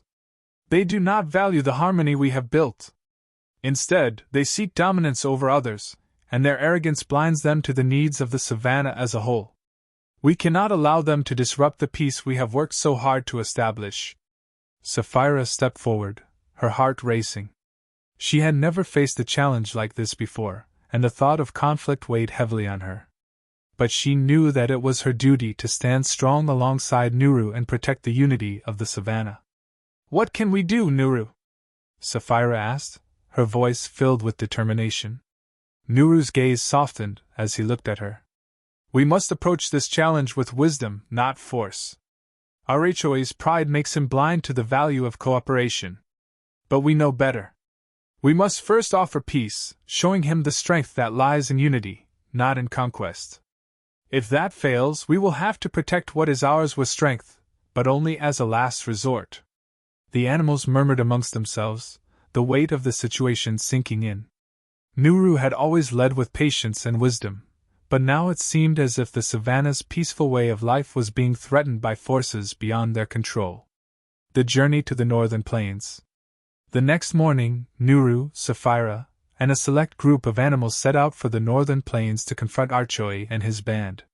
The journey was long and treacherous, and as they traveled, the tension among the group grew.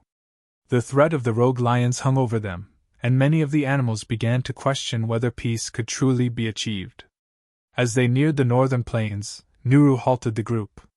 We must be cautious, he said. Rhoa's pride is notorious for its ferocity. If we approach with respect and offer him peace, we may avoid unnecessary conflict. But we must be prepared for anything. Sapphira nodded, her heart racing. She had heard stories of rogue lions, their thirst for power and dominance, and she could not help but feel a sense of dread.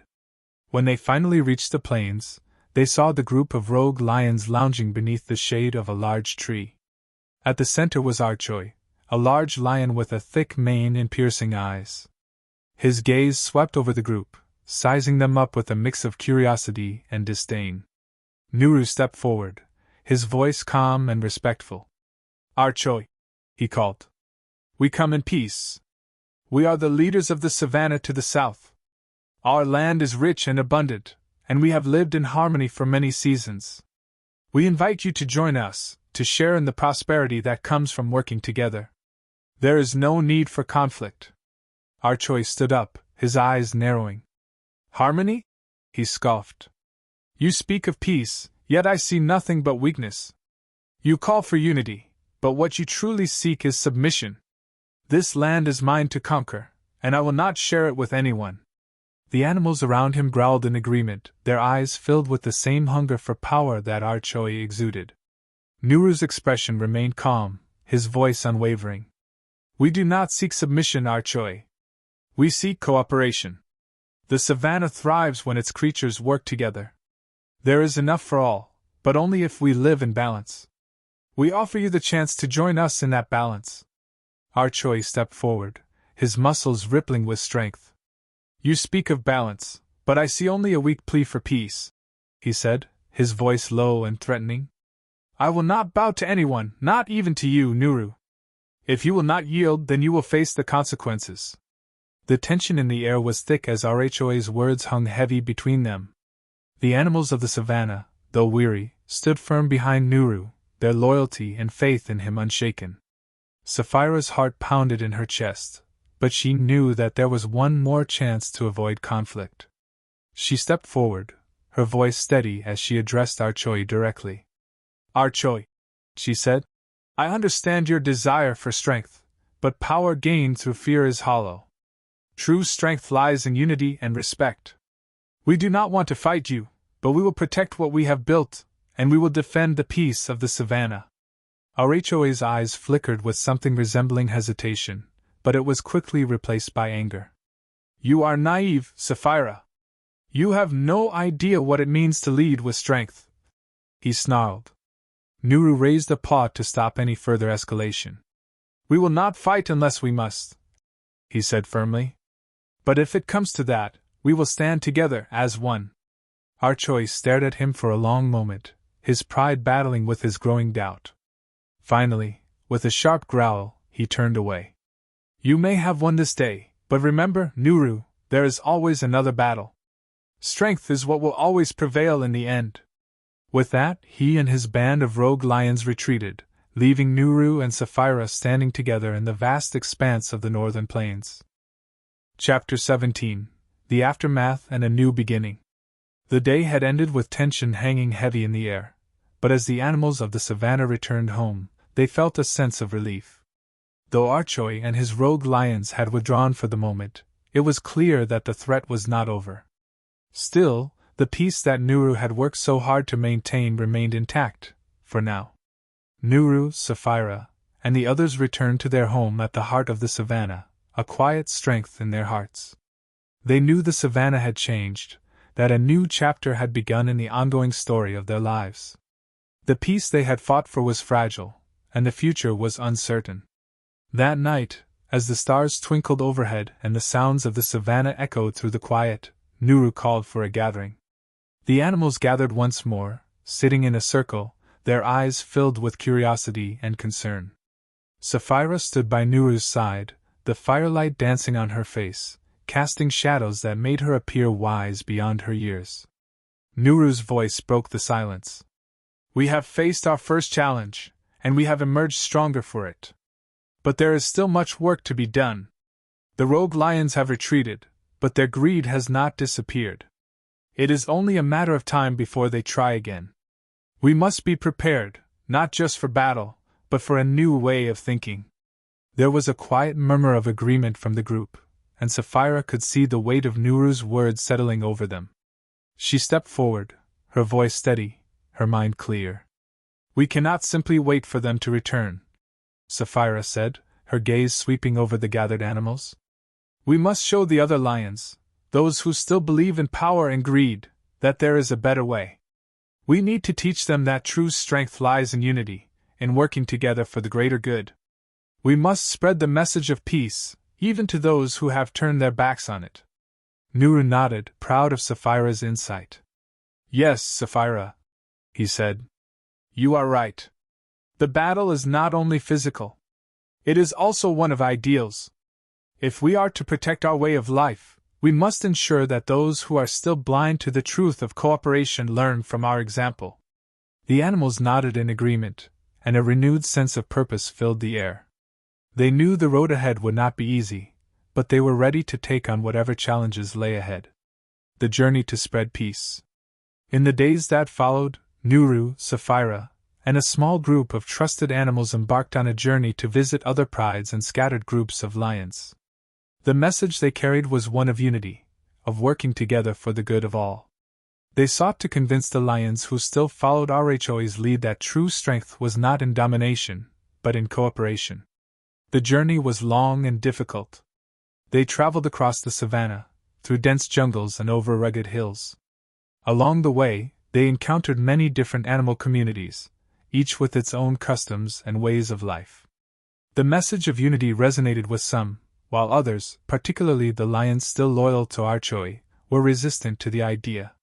In one such meeting, Nuru and Sapphira found themselves face to face with a group of lions who had been followers of Rhoa, but had begun to question his methods. The leader of this group, a lion named Kovu, was strong and proud, but there was a glimmer of doubt in his eyes. You come to us with words of peace, Kovu said, his voice skeptical. But how can peace work in a world where power is everything? How can we survive without strength, without dominance? Nuru's eyes were calm, his voice gentle yet firm. Strength is important, Kovu, he said.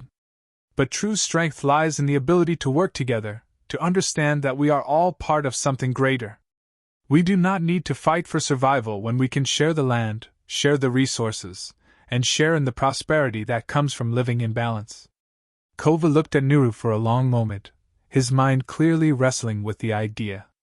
Sapphira stepped forward, her voice filled with conviction.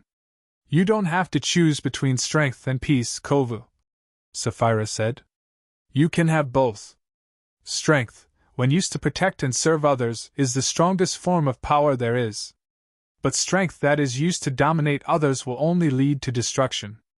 Kovu's gaze shifted to the ground as he considered Sapphira's words. The other lions in his group exchanged uncertain glances, clearly conflicted. Nuru and Sapphira waited patiently, giving them time to think. Finally, after what felt like an eternity, Kovu raised his head. "Perhaps you are right," he said, his voice quieter now. "Perhaps there is another way. We have lived under Rhoa's rule for so long, I had forgotten what it means to live in harmony with others." The animals of the group nodded in agreement, and Nuru could see the shift in their attitudes. The seed of peace had been planted, and though it would take time to fully take root, the change was happening. Kovu and his followers agreed to join Nuru and Sapphira in spreading the message of unity, and together they set out for the next community of lions. The growing movement. As they traveled from pride to pride, the message of unity began to spread. The idea that strength could come from working together rather than from domination resonated with more and more lions, and soon, Nuru and Sapphira found themselves at the head of a growing movement. Other animals joined their cause, seeing the strength in their example and wanting to be a part of something greater than themselves. It wasn't easy, and the road was long. There were still lions who refused to listen, who clung to their prideful ways. But Nuru and Sapphira remained steadfast, knowing that every animal they convinced to join the cause was a step closer to the peaceful savannah they envisioned. As the movement grew, Nuru found himself reflecting on how far they had come. It had been a long journey, but each step had brought them closer to the unity they had sought from the beginning. And as the sun set over the savannah, casting a golden glow over the land, he knew that the battle for peace had only just begun. Chapter 18: The Challenges Ahead. As the movement for peace spread across the savannah, Nuru and Sapphira found themselves facing challenges they had not anticipated. While the message of unity resonated with many, there were still those who believed in the old ways, those who believed that power was the only way to survive. The rogue lions, led by Rhoa, had not disappeared completely. In fact, their numbers seemed to be growing, as more lions, disillusioned with the message of peace, flocked to Rhoa's side. They saw in him a figure of strength, someone who could bring back the dominance that had once ruled the land. One day, as Nuru and Sapphira traveled through a dense forest, they encountered a group of lions who had been lured by Rhoa's promises. Their eyes were filled with greed, their muscles tense with aggression. "Why do you follow him?" Sapphira asked, her voice steady. "Rhoa will only lead you down a path of destruction. He does not care for you, only for his own power." The leader of the group, a lion named Zuko, stepped forward. His coat was dark and matted, and his eyes burned with intensity. "Rhoa understands what it takes to rule," Zuko snarled. "He knows that power is the only thing that matters. Without power, we are weak. And without power, we die." Nuru's eyes were filled with sorrow. "Power can bring fear, but it can never bring true peace. You are not weak because you seek harmony. You are strong because you care for others and work together." Zuko growled low in his throat. "You speak of harmony, but what has it brought you? Weakness? If you want to survive, you must dominate. Only the strong survive in this world, and we will follow Rhoa to the end." Sapphira stepped forward, her eyes fierce but compassionate. "We will not let fear guide us. We believe in something greater than dominance. We believe in unity, in working together to protect the savannah. There is more strength in that than you can ever understand." The two sides stood in a tense silence, the weight of their opposing views heavy in the air. But as Zuko looked into Sapphira's eyes, something shifted. It was small, almost imperceptible, but it was there. A doubt, a hesitation. He knew deep down that there was truth in Sapphira's words, but it was buried beneath years of conditioning, of believing that power was the only path to survival. "I will not follow you," Zuko said coldly, turning away. "But I will not forget what you've said. Perhaps there is more to this than I thought. With that, Zuko and his group turned and disappeared into the forest, leaving Nuru and Sapphira standing in the clearing, the weight of their mission heavier than ever. The Battle of Ideals. As the days passed, Nuru and Sapphira continued their journey, but the challenges only grew. They were met with resistance at every turn, lions who refused to listen, animals who doubted the sincerity of their message, and rogue bands of lions who sought to challenge them. It became clear to Nuru that the path they had chosen was not going to be easy. Every time they managed to convince a lion to join their cause, another group would appear, determined to prove that power was the only answer. It was as though the savannah was divided, with two ideologies at war, one of unity and cooperation, the other of strength and domination.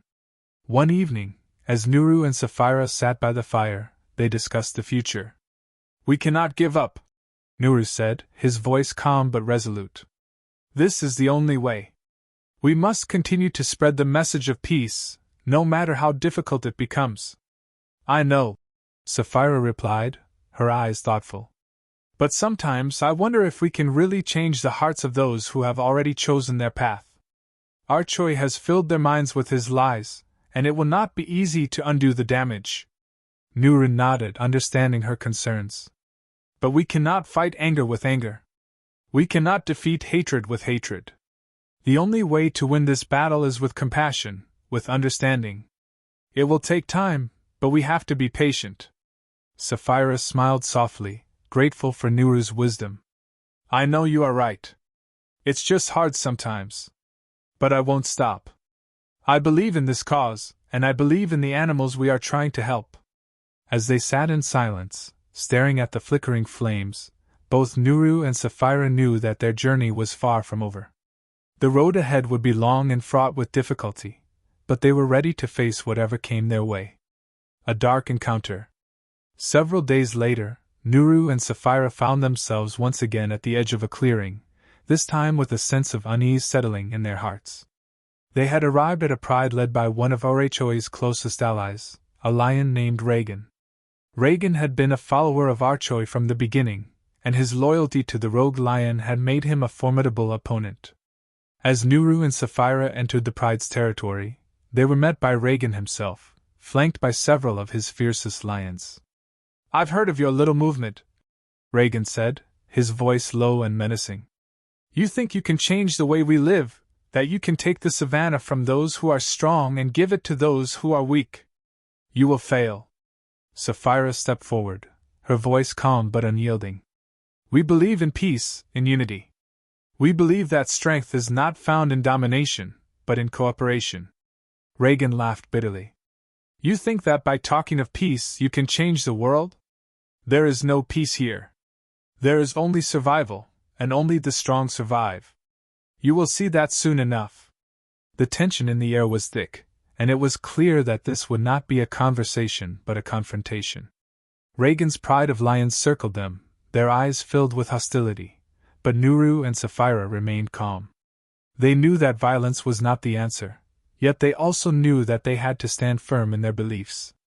"We don't seek war," Nuru said, his voice steady. "But if you choose to fight, we will not back down. We will protect the peace we have worked so hard to build." For a moment, the two sides stood at an impasse. Then, in a sudden motion, Reagan lunged toward Nuru, his claws bared. But before the battle could escalate, a voice rang out from the shadows. "Stop!" It was Zuko. The change of heart. Zuko emerged from the trees, his eyes filled with determination. "I've thought long and hard about what you said, Nuru," he said, his voice strong. "And I realize now that you were right. Power does not guarantee survival, it only breeds fear and hatred. I want to help." Reagan froze, his eyes narrowing in disbelief. "You've joined them?" he snarled. Zuko stood tall. "I have joined the side of what is right. I choose peace, and I choose unity." The rogue lions were silent for a moment, stunned by the unexpected turn of events. Reagan looked at Zuko, his anger flaring, but it was clear that Zuko's words had struck a chord. "I will not fight for you any more, Reagan," Zuko said, his voice unwavering. I have seen the truth in their words. The strength I once sought is not in dominating others, but in standing together for a common cause. Reagan's face twisted in anger, but he said nothing. Slowly, the rogue lions began to retreat, unwilling to challenge Zuko's resolve. Nuru and Sapphira looked at each other, relieved and grateful. The battle was not over, but this victory, small though it may have been, was a sign of hope. Zuko had chosen peace, and with that, the Savannah was one step closer to the unity they all sought. Chapter 19: The Gathering of Allies. As Nuru and Sapphira continued their journey across the Savannah, the message of unity began to take root in unexpected places. Their small group, which had started as a mere whisper of hope, was now growing, attracting lions, hyenas, gazelles, and other creatures who had long been isolated by fear and division. They came from every corner of the Savannah, drawn by the vision of a peaceful future where strength was not measured by dominance but by compassion and cooperation. The sun was beginning to set, painting the sky with shades of orange and gold, as Nuru and Sapphira stood on a high rock overlooking a vast plain. Before them was a clearing where animals had gathered in response to their call for peace. Word of their movement had spread far and wide, reaching even the most remote parts of the Savannah. "I can't believe how many have come," Sapphira said, her voice filled with awe as she looked at the gathering below. "This is just the beginning, Nuru. The Savannah is waking up to the truth." Nuru nodded, a smile touching his lips. "This is what we've been working for. Together, we can make a difference. But we still have a long way to go." At that moment, Zuko approached them, his coat gleaming in the fading light. His eyes were no longer clouded by doubt or uncertainty. They were clear, focused, and filled with determination. His change of heart had inspired many, and he had become one of Nuru's most trusted allies. "I've spoken with the animals who came from the eastern plains," Zuko said, his voice steady. "They are ready to stand with us. There are more who believe in what we're doing, Nuru. This is not just about the lions anymore, it's about the entire Savannah. We all have a stake in this." Sapphira smiled warmly at him. "I'm glad to hear that, Zuko. The more we unite, the stronger we will be." As the evening wore on, the animals began to form circles, discussing their hopes for the future and the challenges they would face. Nuru and Sapphira walked through the groups, speaking with each animal, listening to their concerns, and offering reassurance. It was clear that many had experienced years of hardship, living in the shadow of Rhoa's reign of fear. But now, there was a spark of hope in their eyes, a hope that they could build something better. An unexpected visitor. The next day, as Nuru and Sapphira stood at the edge of the gathering, they were approached by an older lioness named Lyra, who had come from the farthest reaches of the Savannah. Her fur was graying, and her steps were slow, but her eyes gleamed with wisdom. "I have heard your words, young ones," Lyra said, her voice rich with experience. "And I must admit, I was skeptical at first. In my day, strength and power were the only things that mattered. But now, I see that the world has changed. Perhaps, just perhaps, your way is the way of the future." Nuru bowed his head in respect. "Thank you, Lyra. It means a lot to have you here. We know that change is not easy, but we believe it is possible." Lyra's gaze softened.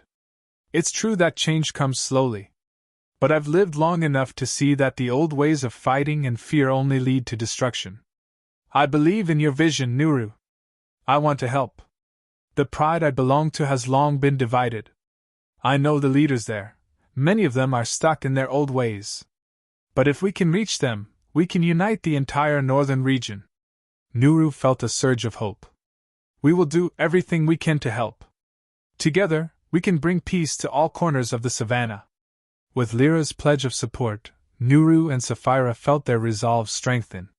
They knew that uniting the different regions of the Savannah would not be easy, but they now had a powerful ally in Lyra, whose wisdom and experience could help guide them through the difficult negotiations ahead. A call to the Council of Elders. With their growing support base, Nuru and Sapphira knew it was time to take the next step in their mission. They decided to call a council of elders from each species to meet and discuss the future of the Savannah. It would be a momentous occasion, one where the leaders of the various animal communities could come together to discuss how they could work as one, putting aside old rivalries for the greater good.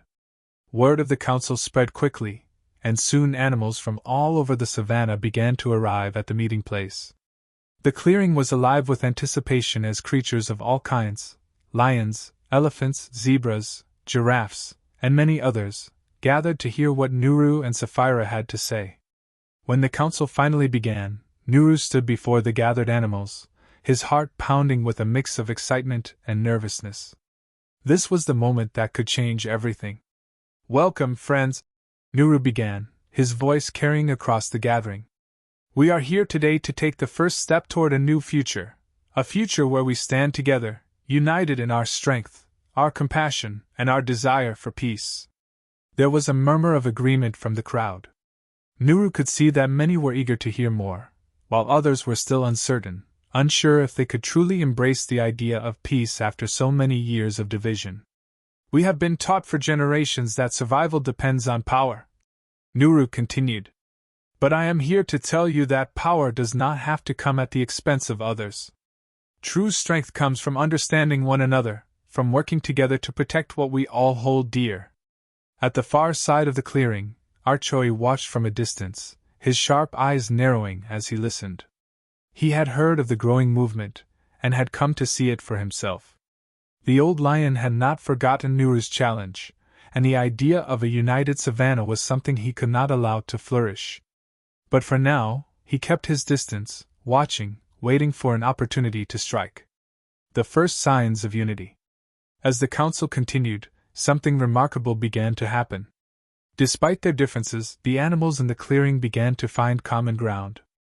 The zebras and gazelles spoke of the need to protect the grasslands, the elephants shared stories of the importance of preserving the waterholes, and the lions discussed how they could respect the boundaries of other species while still fulfilling their natural roles.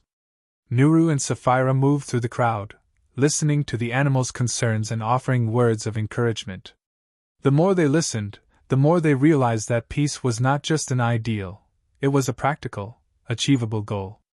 It would require hard work, yes, but it was a vision that was worth fighting for. As the sun began to set, casting long shadows across the clearing, Nuru stood with Sapphira, watching the animals begin to leave. There was a sense of hope in the air, something that had been missing for far too long. "This is just the beginning," Sapphira said, her voice filled with optimism. "We've started something, Nuru. Something bigger than any of us." Nuru nodded, his heart swelling with pride. "And we will continue it. Together, we will build the future of the savannah. A future where every animal, no matter their size or strength, has a place." Chapter 20: The Shadow of Archoi. As the sun dipped below the horizon, casting its warm glow over the savannah, Nuru felt a renewed sense of hope within him. The gathering of allies had been a success, and he could see that the vision of unity was beginning to take shape. But even as the animals celebrated their progress, a dark presence loomed in the distance, one that threatened to shatter the fragile peace they had worked so hard to build. Archoi, the mighty lion who ruled the northern savannah with an iron paw, had been watching the proceedings from afar. His eyes, sharp and calculating, never missed a detail. He had heard the whispers of Nuru's movement, of the growing coalition of animals, and the thought of a united savannah filled him with fury. Archoi was a creature of power and dominance, and the idea of peace, of sharing the savannah with others, was anathema to everything he believed. From his lair high on a rocky plateau, Archoi watched as the last animals left the council grounds. His muscles tensed, his mane bristling with anger. "They think they can change things," he growled to himself, his voice low and threatening. "They think they can weaken the pride, weaken the power of the lion. They are wrong." He paced back and forth, his claws digging into the earth, as he formulated his plan. Archoi had always relied on fear and force to maintain control over the savannah. To him, peace was a weakness, a luxury only those who lacked strength could afford. And he would not allow Nuru and his followers to disrupt the natural order. The challenge. The next morning, Nuru and Sapphira were on their way to meet with the other leaders of the alliance when a messenger arrived, panting heavily from the long journey. It was a young cheetah, known for her speed and keen awareness of the savannah's movements. Nuru! Sapphira! The cheetah called out, her eyes wide with urgency. Archoi has issued a challenge. He demands that you meet him in the northern plains at sunset. He says that only through strength and the right to rule can the future of the savannah be decided. Nuru's heart sank. He knew that Archoi would never accept peace willingly, but the challenge was a stark reminder of the power the old lion held. The challenge was not just about strength, it was about dominance, about proving that Archoi was the rightful ruler of the savannah. We must go, Nuru said, his voice resolute. If we avoid the challenge, Archoi will see it as weakness. And if we fight him, we risk tearing apart everything we've worked for. Sapphira nodded, her expression grim. We'll go, Nuru. But we need to be ready for whatever he has planned. Archoi is not one to back down from a fight. The northern plains. As the sun began to set, painting the sky with brilliant shades of orange and red, Nuru and Sapphira made their way to the northern plains. The air was thick with tension, and even the usually quiet grasslands seemed to hold their breath, waiting for what was to come. The sounds of the savannah, the rustling of the grass, the distant calls of birds, seemed muted, overshadowed by the impending confrontation. Archoi stood at the center of the plains, his massive form a dark silhouette against the fiery sky. His eyes gleamed with a cold, calculating light as he watched Nuru and Sapphira approach. He was flanked by his loyal followers, a group of fierce lions who had long been part of his inner circle. So, Nuru! Archoi's voice boomed across the plains, his tone dripping with arrogance. You've come to challenge me. You think you can change the savannah, bring peace to this land. But you're mistaken. The only way to rule is through strength. And that, young lion, is something you will never have. Nuru's heart pounded in his chest, but he stood tall, his voice calm yet firm. Archoi, it doesn't have to be this way. We don't need to fight for control of the savannah. We can work together, unite the animals, share the land. Peace is the only way forward. Archoi laughed, a deep, menacing sound. Peace? You speak of peace, but what you truly seek is weakness. You think you can weaken the pride, weaken the lions. The savannah belongs to those who are strongest. And I am the strongest. You are nothing but a fool if you think otherwise. The tension in the air grew thick, and Sapphira stepped forward, her voice cutting through the silence. Archoi, we do not seek to diminish the strength of the lions. We seek to build a future where strength is not defined by fear or violence, but by the power of unity and understanding. Archoi's eyes flashed with fury. Enough! He roared. You speak of unity, but all I see is a group of weaklings who have forgotten what it means to rule. If you want to challenge me, Nuru, you will have to do so in the way I know best. He stepped forward, his muscles rippling beneath his golden mane. The ground seemed to tremble beneath his paws, and Nuru knew that a fight was inevitable. The old lion's pride would not allow him to back down. The battle. The moment Archoi lunged, the battle began. The earth shook as the two lions collided with a force that sent ripples through the plains.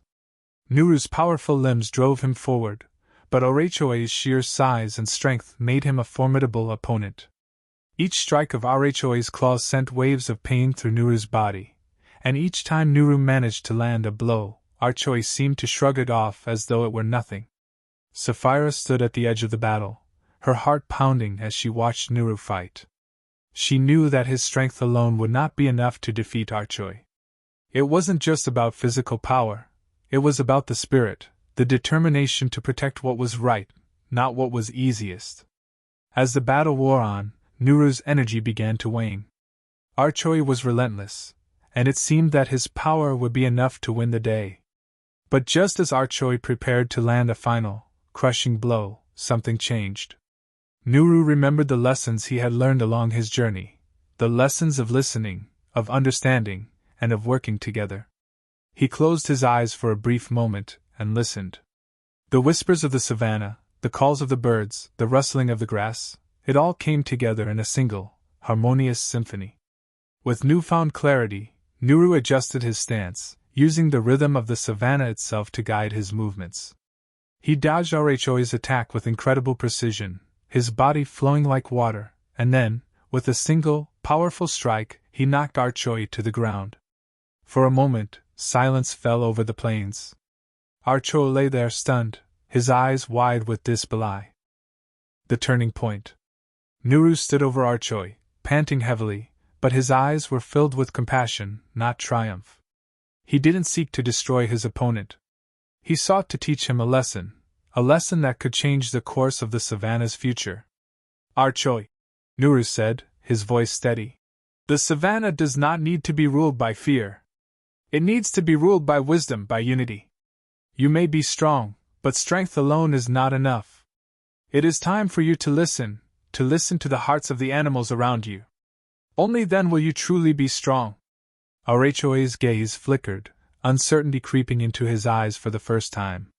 He had never been challenged like this before, not by strength, but by conviction. For a long moment, he said nothing, his chest rising and falling with every breath.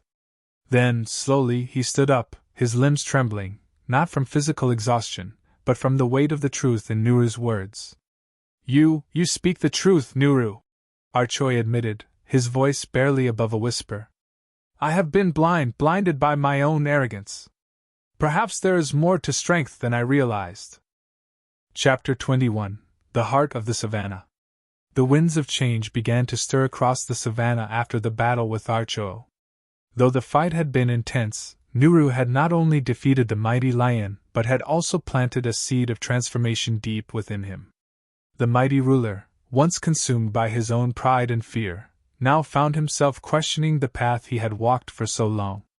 The battle had been more than physical, it had been a clash of ideologies, and Nuru's words had struck at the very core of Rhoa's beliefs.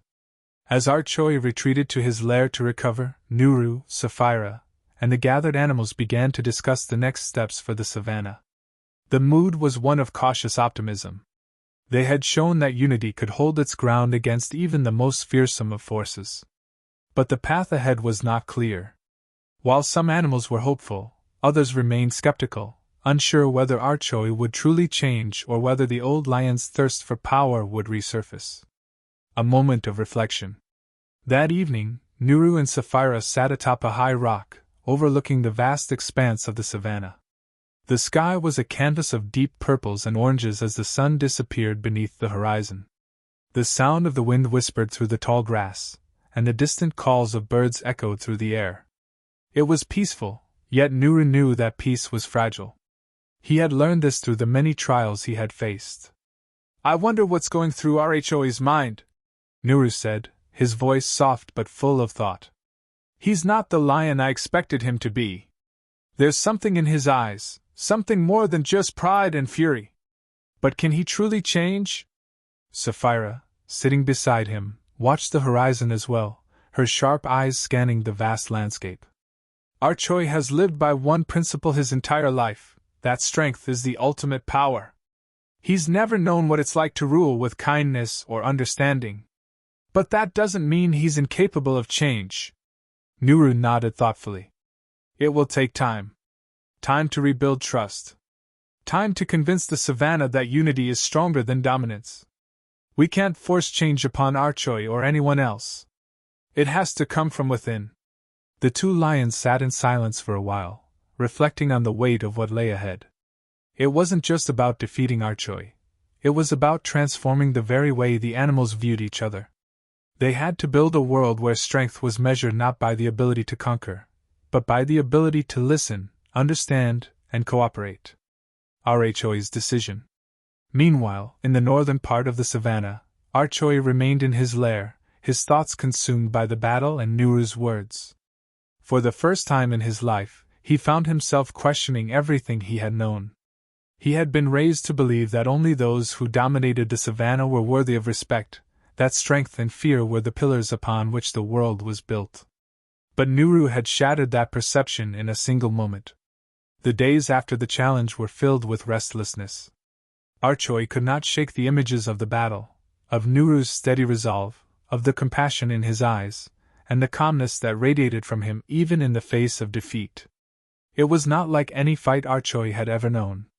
The old lion's pride, which had been his armor for so long, now felt hollow, as if it were a shell that could no longer protect him from the truth. One morning, after days of silent reflection, Rhoa made a decision. He would seek out Nuru, not as an adversary, but as an ally. He would go to the heart of the savannah and speak to the lions, to the other animals, and to Nuru himself. But this time, it would be on his terms, honestly, with the hope of forging a new path forward. Rhoa's journey. Rhoa set off toward the Central Plains, when Nuru and his followers were working tirelessly to create a united front for the savannah.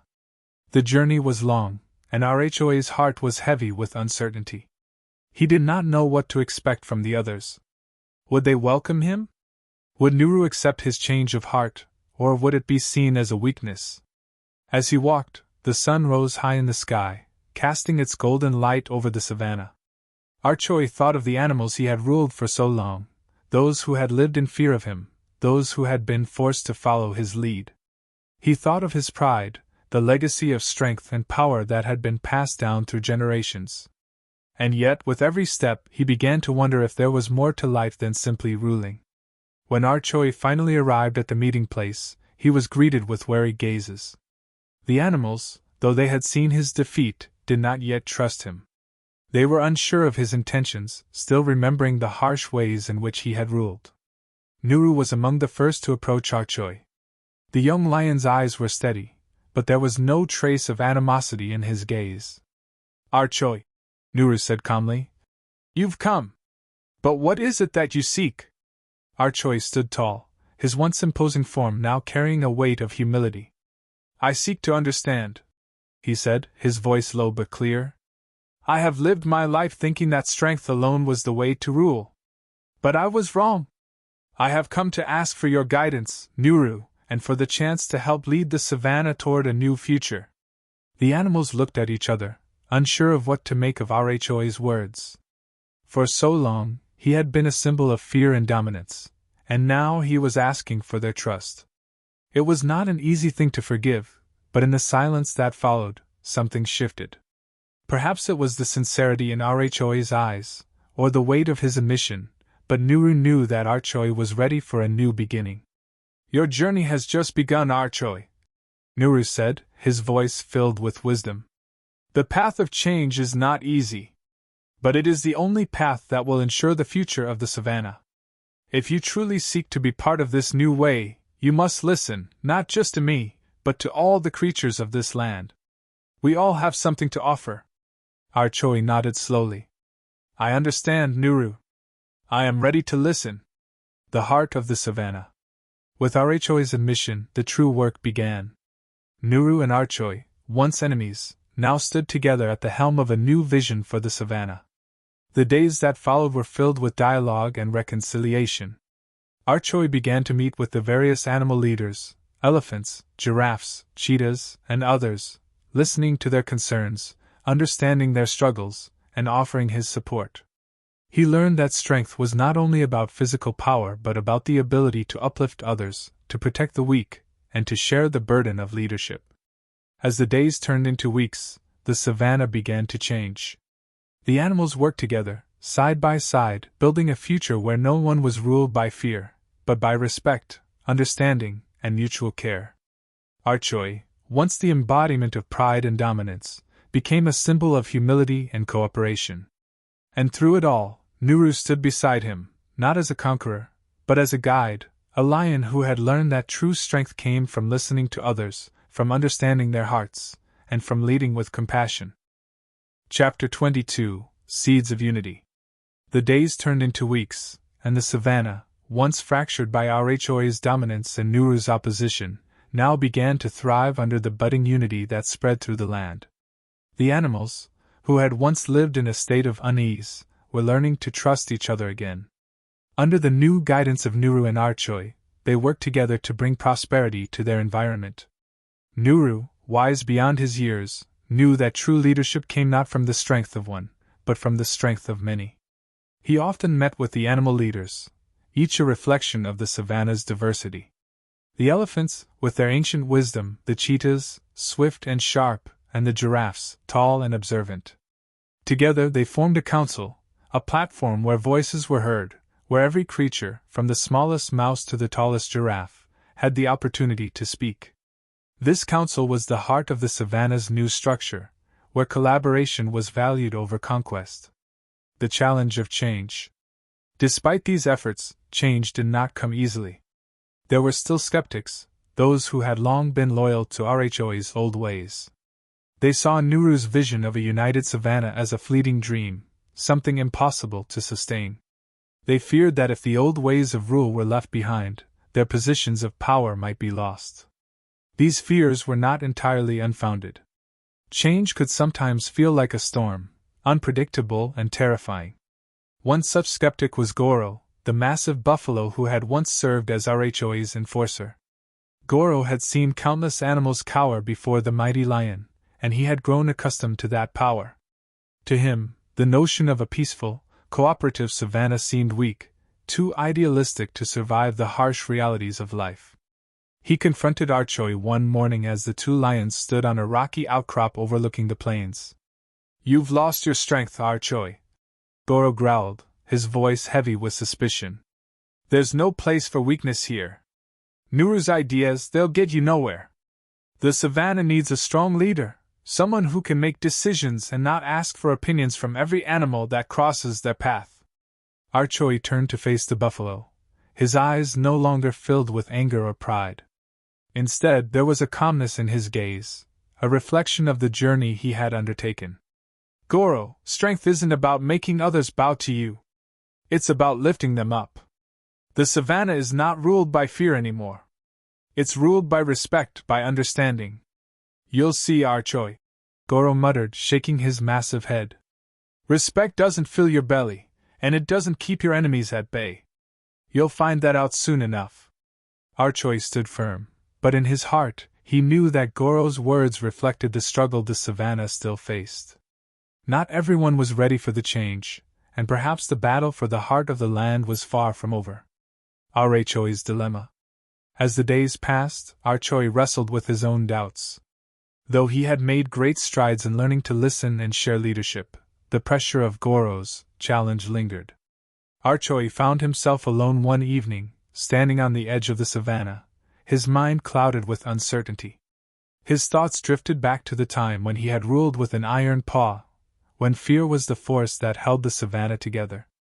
It had been simple then, clear, decisive, and unquestioned. But now, things were different. The animals, with their varying perspectives and needs, had become his family, not subjects. He could no longer act as the solitary ruler, the one whose will was law. And yet, the old ways, the ways that had brought him power, seemed hard to abandon. He could feel the tug of his former self, a lion who believed that might was right. The temptation to return to those days, to impose his will and force others to follow, gnawed at him. "Am I making a mistake?" he wondered aloud, his voice barely more than a whisper to the wind. "What if Nuru is wrong? What if this dream of unity can't survive in the face of the real challenges we face?" At that moment, Sapphira appeared beside him. Her calm presence was like a cool breeze on a hot day. "Rhoa," she said, her voice soft but firm. "I know the old ways are familiar to you. But you must remember, true strength is not about crushing others. It's about standing tall, but allowing those around you to do the same." Rhoa looked at her, grateful for her wisdom. "But what if they're not ready? What if I can't protect them if they won't follow my lead?" Sapphira placed a paw on his shoulder, her eyes filled with understanding. "It's not about leading them through force, Rhoa. It's about leading them through trust. You've shown that you can change. But can they change with you? The savannah will only prosper if all the creatures, great and small, learn to trust each other." A lesson in leadership. The next day, Nuru called a council meeting to discuss the state of the savannah. The topic was clear: how could they ensure that the new unity, the new way of leadership, would survive despite the challenges they faced? The animals gathered, some full of hope, others filled with doubt. Goro, as expected, was present, his brow furrowed in skepticism. He did not believe that this new way of leadership would work. But Nuru was patient, and Rhoa stood beside him, quietly observing. The first to speak was Leela, the wise elephant matriarch, who had lived in the savannah for many years. We cannot ignore the past, but we cannot live in it either. The old ways brought us conflict and division. We must build a future where we listen to each other, where we do not fear one another. Goro snorted in disagreement. The only way to survive in the savannah is to be stronger than the next animal. Without strength, we are vulnerable. Nuru stood then, his voice calm but carrying an undeniable authority. True strength lies not in power over others, but in the ability to come together as one. We face challenges, yes, but we can overcome them by supporting each other. Rhoa, standing at Nuru's side, finally spoke. I once thought that the only way to lead was through fear, through power. But I've learned that the real strength lies in listening, in hearing each other's voices. If we are to thrive, it must be through unity, not dominance. The room fell silent as the animals considered Rhoa's words. The weight of his confession hung in the air, and for many, it was the moment that changed everything. Goro, still hesitant, was not quick to change his mind. But even he could not deny the sincerity in Rhoa's voice. A step toward unity. As the council meeting came to an end, Nuru turned to Rhoa. You've taken a difficult step today. Not just in speaking, but in believing. The savannah will look to you for guidance. But remember, this is a journey for all of us, and it starts with trust. Rhoa nodded, a deep sense of understanding filling him. He knew the road ahead would be long, but it was a road worth traveling. Together, with Nuru and the others, he would continue to learn, to listen, and to lead by example. It was the only way forward. As the sun set on another day in the savannah, Rhoa stood tall, not as a ruler of fear, but as a leader who had learned to listen, to grow, and to stand with others. And so, the savannah began to change, one lesson at a time. Chapter 23: The Test of Unity. The savannah buzzed with a new energy as the days grew warmer, and the animals continued to embrace the vision that Nuru and Rhoa had set forth. The unity that had begun to take root was not without its challenges, but it was slowly blossoming into something stronger than anyone could have imagined. However, the true test of their newfound cooperation was yet to come. The rains were coming. The approach of the storm. In the heart of the savannah, the animals were preparing for the season's annual rains. The storm clouds had begun to gather on the horizon, a sign of the life-giving deluge that would soon arrive. But with the rains came a potential disaster, flooding. Every year, after the rains, parts of the savannah would become impassable. Fields that once teemed with grass were submerged, and rivers swelled, threatening to wash away homes and food sources. This year, Nuru and Rhoa had a plan to address the coming storm. Working together, they had mapped out the safest places for the animals to gather, ensuring that all were prepared for the worst. Yet, despite the careful planning, there was a nagging sense of unease. The storms were unpredictable, and nature often had a way of throwing even the best-laid plans into disarray. As the first raindrops began to fall, the animals gathered in the dry, elevated plains near the great baobab tree, a place that had long been seen as a symbol of life and resilience. But the storm, which had started gently, soon turned into a tempest. Thunder cracked through the sky, lightning illuminated the dark clouds, and the winds howled with the force of an unleashed beast. The river began to swell, and the water, once a calm stream, rushed toward the gathering. Nuru and Rhoa stood side by side, watching the storm's ferocity. The animals, seeking shelter, huddled beneath the baobab tree, their fears palpable. We must act quickly, Nuru said, his voice steady but urgent. The river is rising faster than we anticipated. We need to help those who are closest to the water. Rhoa, now a far cry from the ruler who once acted alone, nodded. We'll go together, he said. The animals need to see us working side by side, as one. The first test, Goro's challenge. As Rhoa and Nuru made their way toward the rising river, they were joined by others.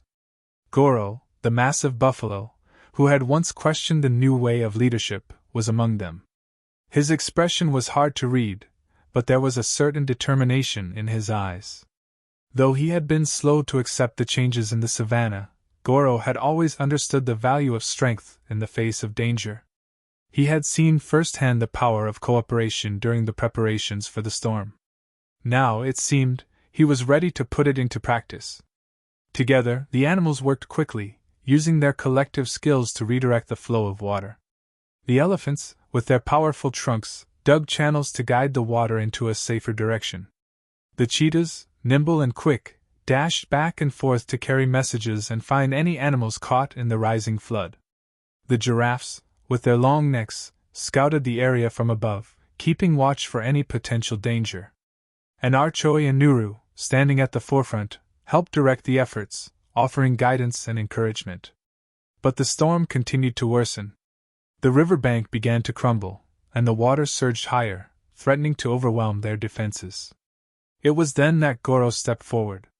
His massive frame seemed to dwarf the others as he dug into the earth with his hooves, using his strength to hold back the water in one of the most vulnerable areas. "You've come a long way, Goro," Nuru said, his voice filled with admiration. Goro didn't respond immediately, his focus intense on his work. But after a moment, he turned and gave Nuru a look that was both serious and humble. "I've learned that strength is not about dominating others," he said. "It's about using what you have to help others stand strong. That's something I never understood before." Rhoa watched in silence, a quiet pride swelling in his chest. It was a moment of profound change for Goro, and by extension, for the entire savannah. Here, in the face of danger, they were all equal, working together not as rivals, but as partners in survival. A bond forged in the storm. As the storm raged on through the night, the animals continued to fight back the waters, doing their best to protect one another.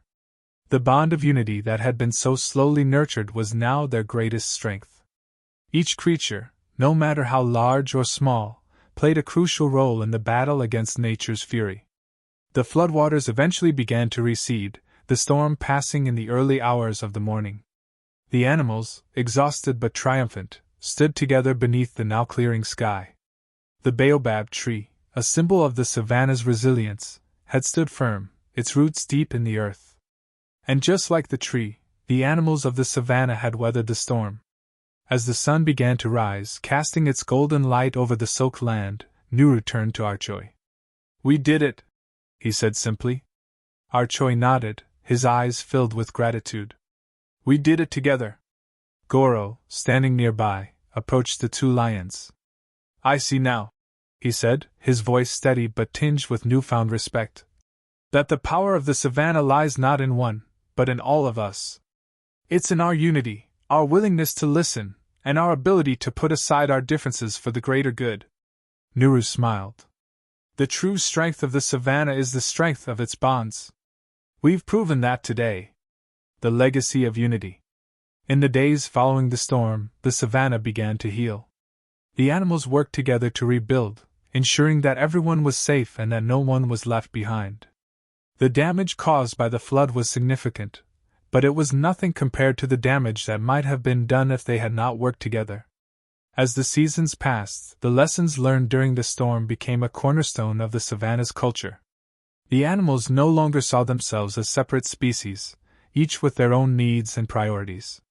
Instead, they understood that they were part of something greater, a community bound by trust, cooperation, and mutual respect. Nuru, now fully accepted as a leader, continued to guide the savannah with wisdom. But it was no longer a leadership based solely on his vision. It was a leadership shaped by the collective wisdom of all who lived in the savannah. Rhoa, once the mighty lion who had ruled with fear, was now a symbol of transformation, showing that even the most powerful could change and grow. And Goro, the buffalo who had once questioned the new way of life, became one of the strongest advocates for unity. His words, once filled with skepticism, now echoed with conviction.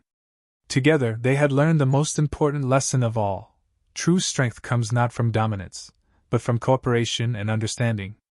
End of Chapter 23, The Test of Unity. This chapter marks a pivotal moment in the story, showing the savanna animals putting their unity to the test in the face of a natural disaster. Through their efforts to survive the storm, they learned that the strength of the community lies in its ability to work together and listen to one another, no matter their size or background. Rhoa, Nuru, and even Rhoa demonstrate that leadership is not about control, but about collaboration. Chapter 24: A New Dawn of Leadership. As the savannah settled into the calm after the storm, a sense of peace began to envelop the land. The rains had come and gone, but in their wake, something much more lasting had emerged, a new unity that was stronger than any force of nature. The animals had shown that when they worked together, they were capable of overcoming even the most daunting challenges. Now, it was time for them to embrace this newfound strength and carry it forward into the future. The rising sun. Nuru stood atop a rocky outcrop, overlooking the savannah. The sun had just begun to rise, casting a warm, golden glow across the land. It was a new day, a new beginning, and he could feel it deep in his bones. The storm had tested them, but they had passed the test with flying colors. The animals had proven that they were not just survivors. They were a community, stronger for having faced the storm together. Beside him stood Rhoa, his once rival, now his closest ally. The lion had changed in ways Nuru had not thought possible. No longer the proud and isolated ruler he had once been, Rhoa had become a humble and wise leader, willing to listen and learn from others. His journey had been long, but it had led him to a place of understanding and cooperation. "It's hard to believe how much has changed," Rhoa said quietly, his gaze following the path of the river that now meandered peacefully through the savannah. "I was so sure that power was the only way to lead. But now, I see that true strength lies in understanding, in listening to others. I've learned that the savannah doesn't belong to just one of us, it belongs to all of us." Nuru nodded in agreement. The savannah has always been a place of balance, of interconnectedness. It's easy to forget that when we focus too much on ourselves.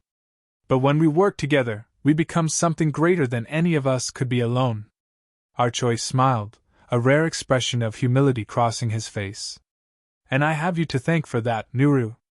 You showed me that leadership isn't about domination. It's about service." The council of all creatures. With the storm behind them and the savannah settling into its new rhythm, Nuru and Rhoa decided it was time to take the next step in the evolution of their leadership. They knew that the unity they had achieved needed to be formalized, so that it could continue to grow and be protected for future generations. Nuru called for a gathering of all the animals. Word quickly spread, and soon every creature, from the smallest meerkats to the towering giraffes, made their way to the great baobab tree. The tree had become a symbol of unity, and now, beneath its branches, the animals would gather to make important decisions that would shape the future of their community. As the animals assembled, Nuru and Rhoa stood together at the front, their presence commanding respect. The baobab tree, its ancient roots deep in the earth, seemed to radiate a sense of peace, as though it, too, was proud of the transformation that had taken place. "My friends," Nuru began, his voice carrying across the crowd, "we have come through a great trial together. The storm tested us, but it also showed us what we are capable of when we stand united. It's time for us to shape our future together." The animals nodded, their faces filled with anticipation. It was a moment of great significance, and they all knew it. Rhoa stepped forward. "In the past, we were divided by our differences. But now, we have learned that those differences are what make us strong. The giraffes see things from above, the elephants have the strength to move mountains, the cheetahs are fast and nimble, and the buffalo are steadfast and reliable. We all have unique gifts, and we must use them to help one another." Nuru continued, "From this day forward, we will have a council of all creatures. A place where every animal, no matter their size or species, can come together to make decisions. Every voice will be heard, and every opinion will be valued. We will listen to one another, and together, we will shape our future." The crowd murmured with approval. For the first time, all the animals truly felt as though they had a stake in the future of the savannah. The first council meeting. The council's first official meeting was set for the following week. Nuru and Rhoa knew that it would be a pivotal moment in the history of the savannah, and they wanted to ensure that it set the tone for all future gatherings. When the animals arrived at the meeting place, they were greeted with an air of respect and anticipation. Each animal had brought with them something to contribute, whether it was an idea, a question, or a concern. The atmosphere was charged with the excitement of collaboration. The meeting began with a round of introductions. The elephants spoke of the best ways to ensure water was shared equally across the savannah during the dry season. The cheetahs, with their swift movements and sharp eyes, suggested a system for quick communication during emergencies. The giraffes, with their long necks and excellent vantage points, offered insights into potential areas for new grazing lands. And the smaller animals, like the meerkats and rabbits, shared their knowledge of the ground, of what worked for the smaller creatures of the savannah. Rhoa listened attentively, nodding in approval at each idea. He had learned that true leadership involved not just speaking, but listening, and he was determined to lead by example. When the time came for Nuru to speak, he addressed the gathering with quiet authority. The key to our future is not just in the ideas we share today, but in how we continue to listen to one another in the days and years to come. Unity is not a one-time effort, it is a lifelong commitment. And together, we will continue to learn, adapt, and grow. The first meeting ended with a sense of accomplishment. The animals had not only come together, but they had done so with respect and a shared sense of purpose. It was the beginning of a new era for the savannah, one in which every voice mattered and where the collective strength of the community would always outweigh the desires of any individual. A new era of peace. In the months that followed, the Council of All Creatures became the backbone of the savannah's governance. The animals learned to resolve disputes through dialogue rather than conflict. They worked together to ensure that resources were shared equitably, and they built relationships across species that were once unimaginable. The lessons of cooperation, humility, and understanding were passed down from one generation to the next. Nuru and Rhoa, once rivals, now stood together as symbols of what could be achieved when power was shared, and when all creatures worked toward a common goal. Their leadership was no longer about dominance, it was about stewardship, about guiding the savannah with wisdom, compassion, and above all, unity. And so, the savannah thrived. End of chapter 24, A New Dawn of Leadership. In this chapter, we see the full transformation of the savannah, as Nuru and Rhoa established the Council of All Creatures. Through the collective efforts of the animals, they build a governance system based on cooperation and mutual respect, ensuring that their unity will endure. The savannah enters a new era, one marked by peace, understanding, and a commitment to listen and learn from one another.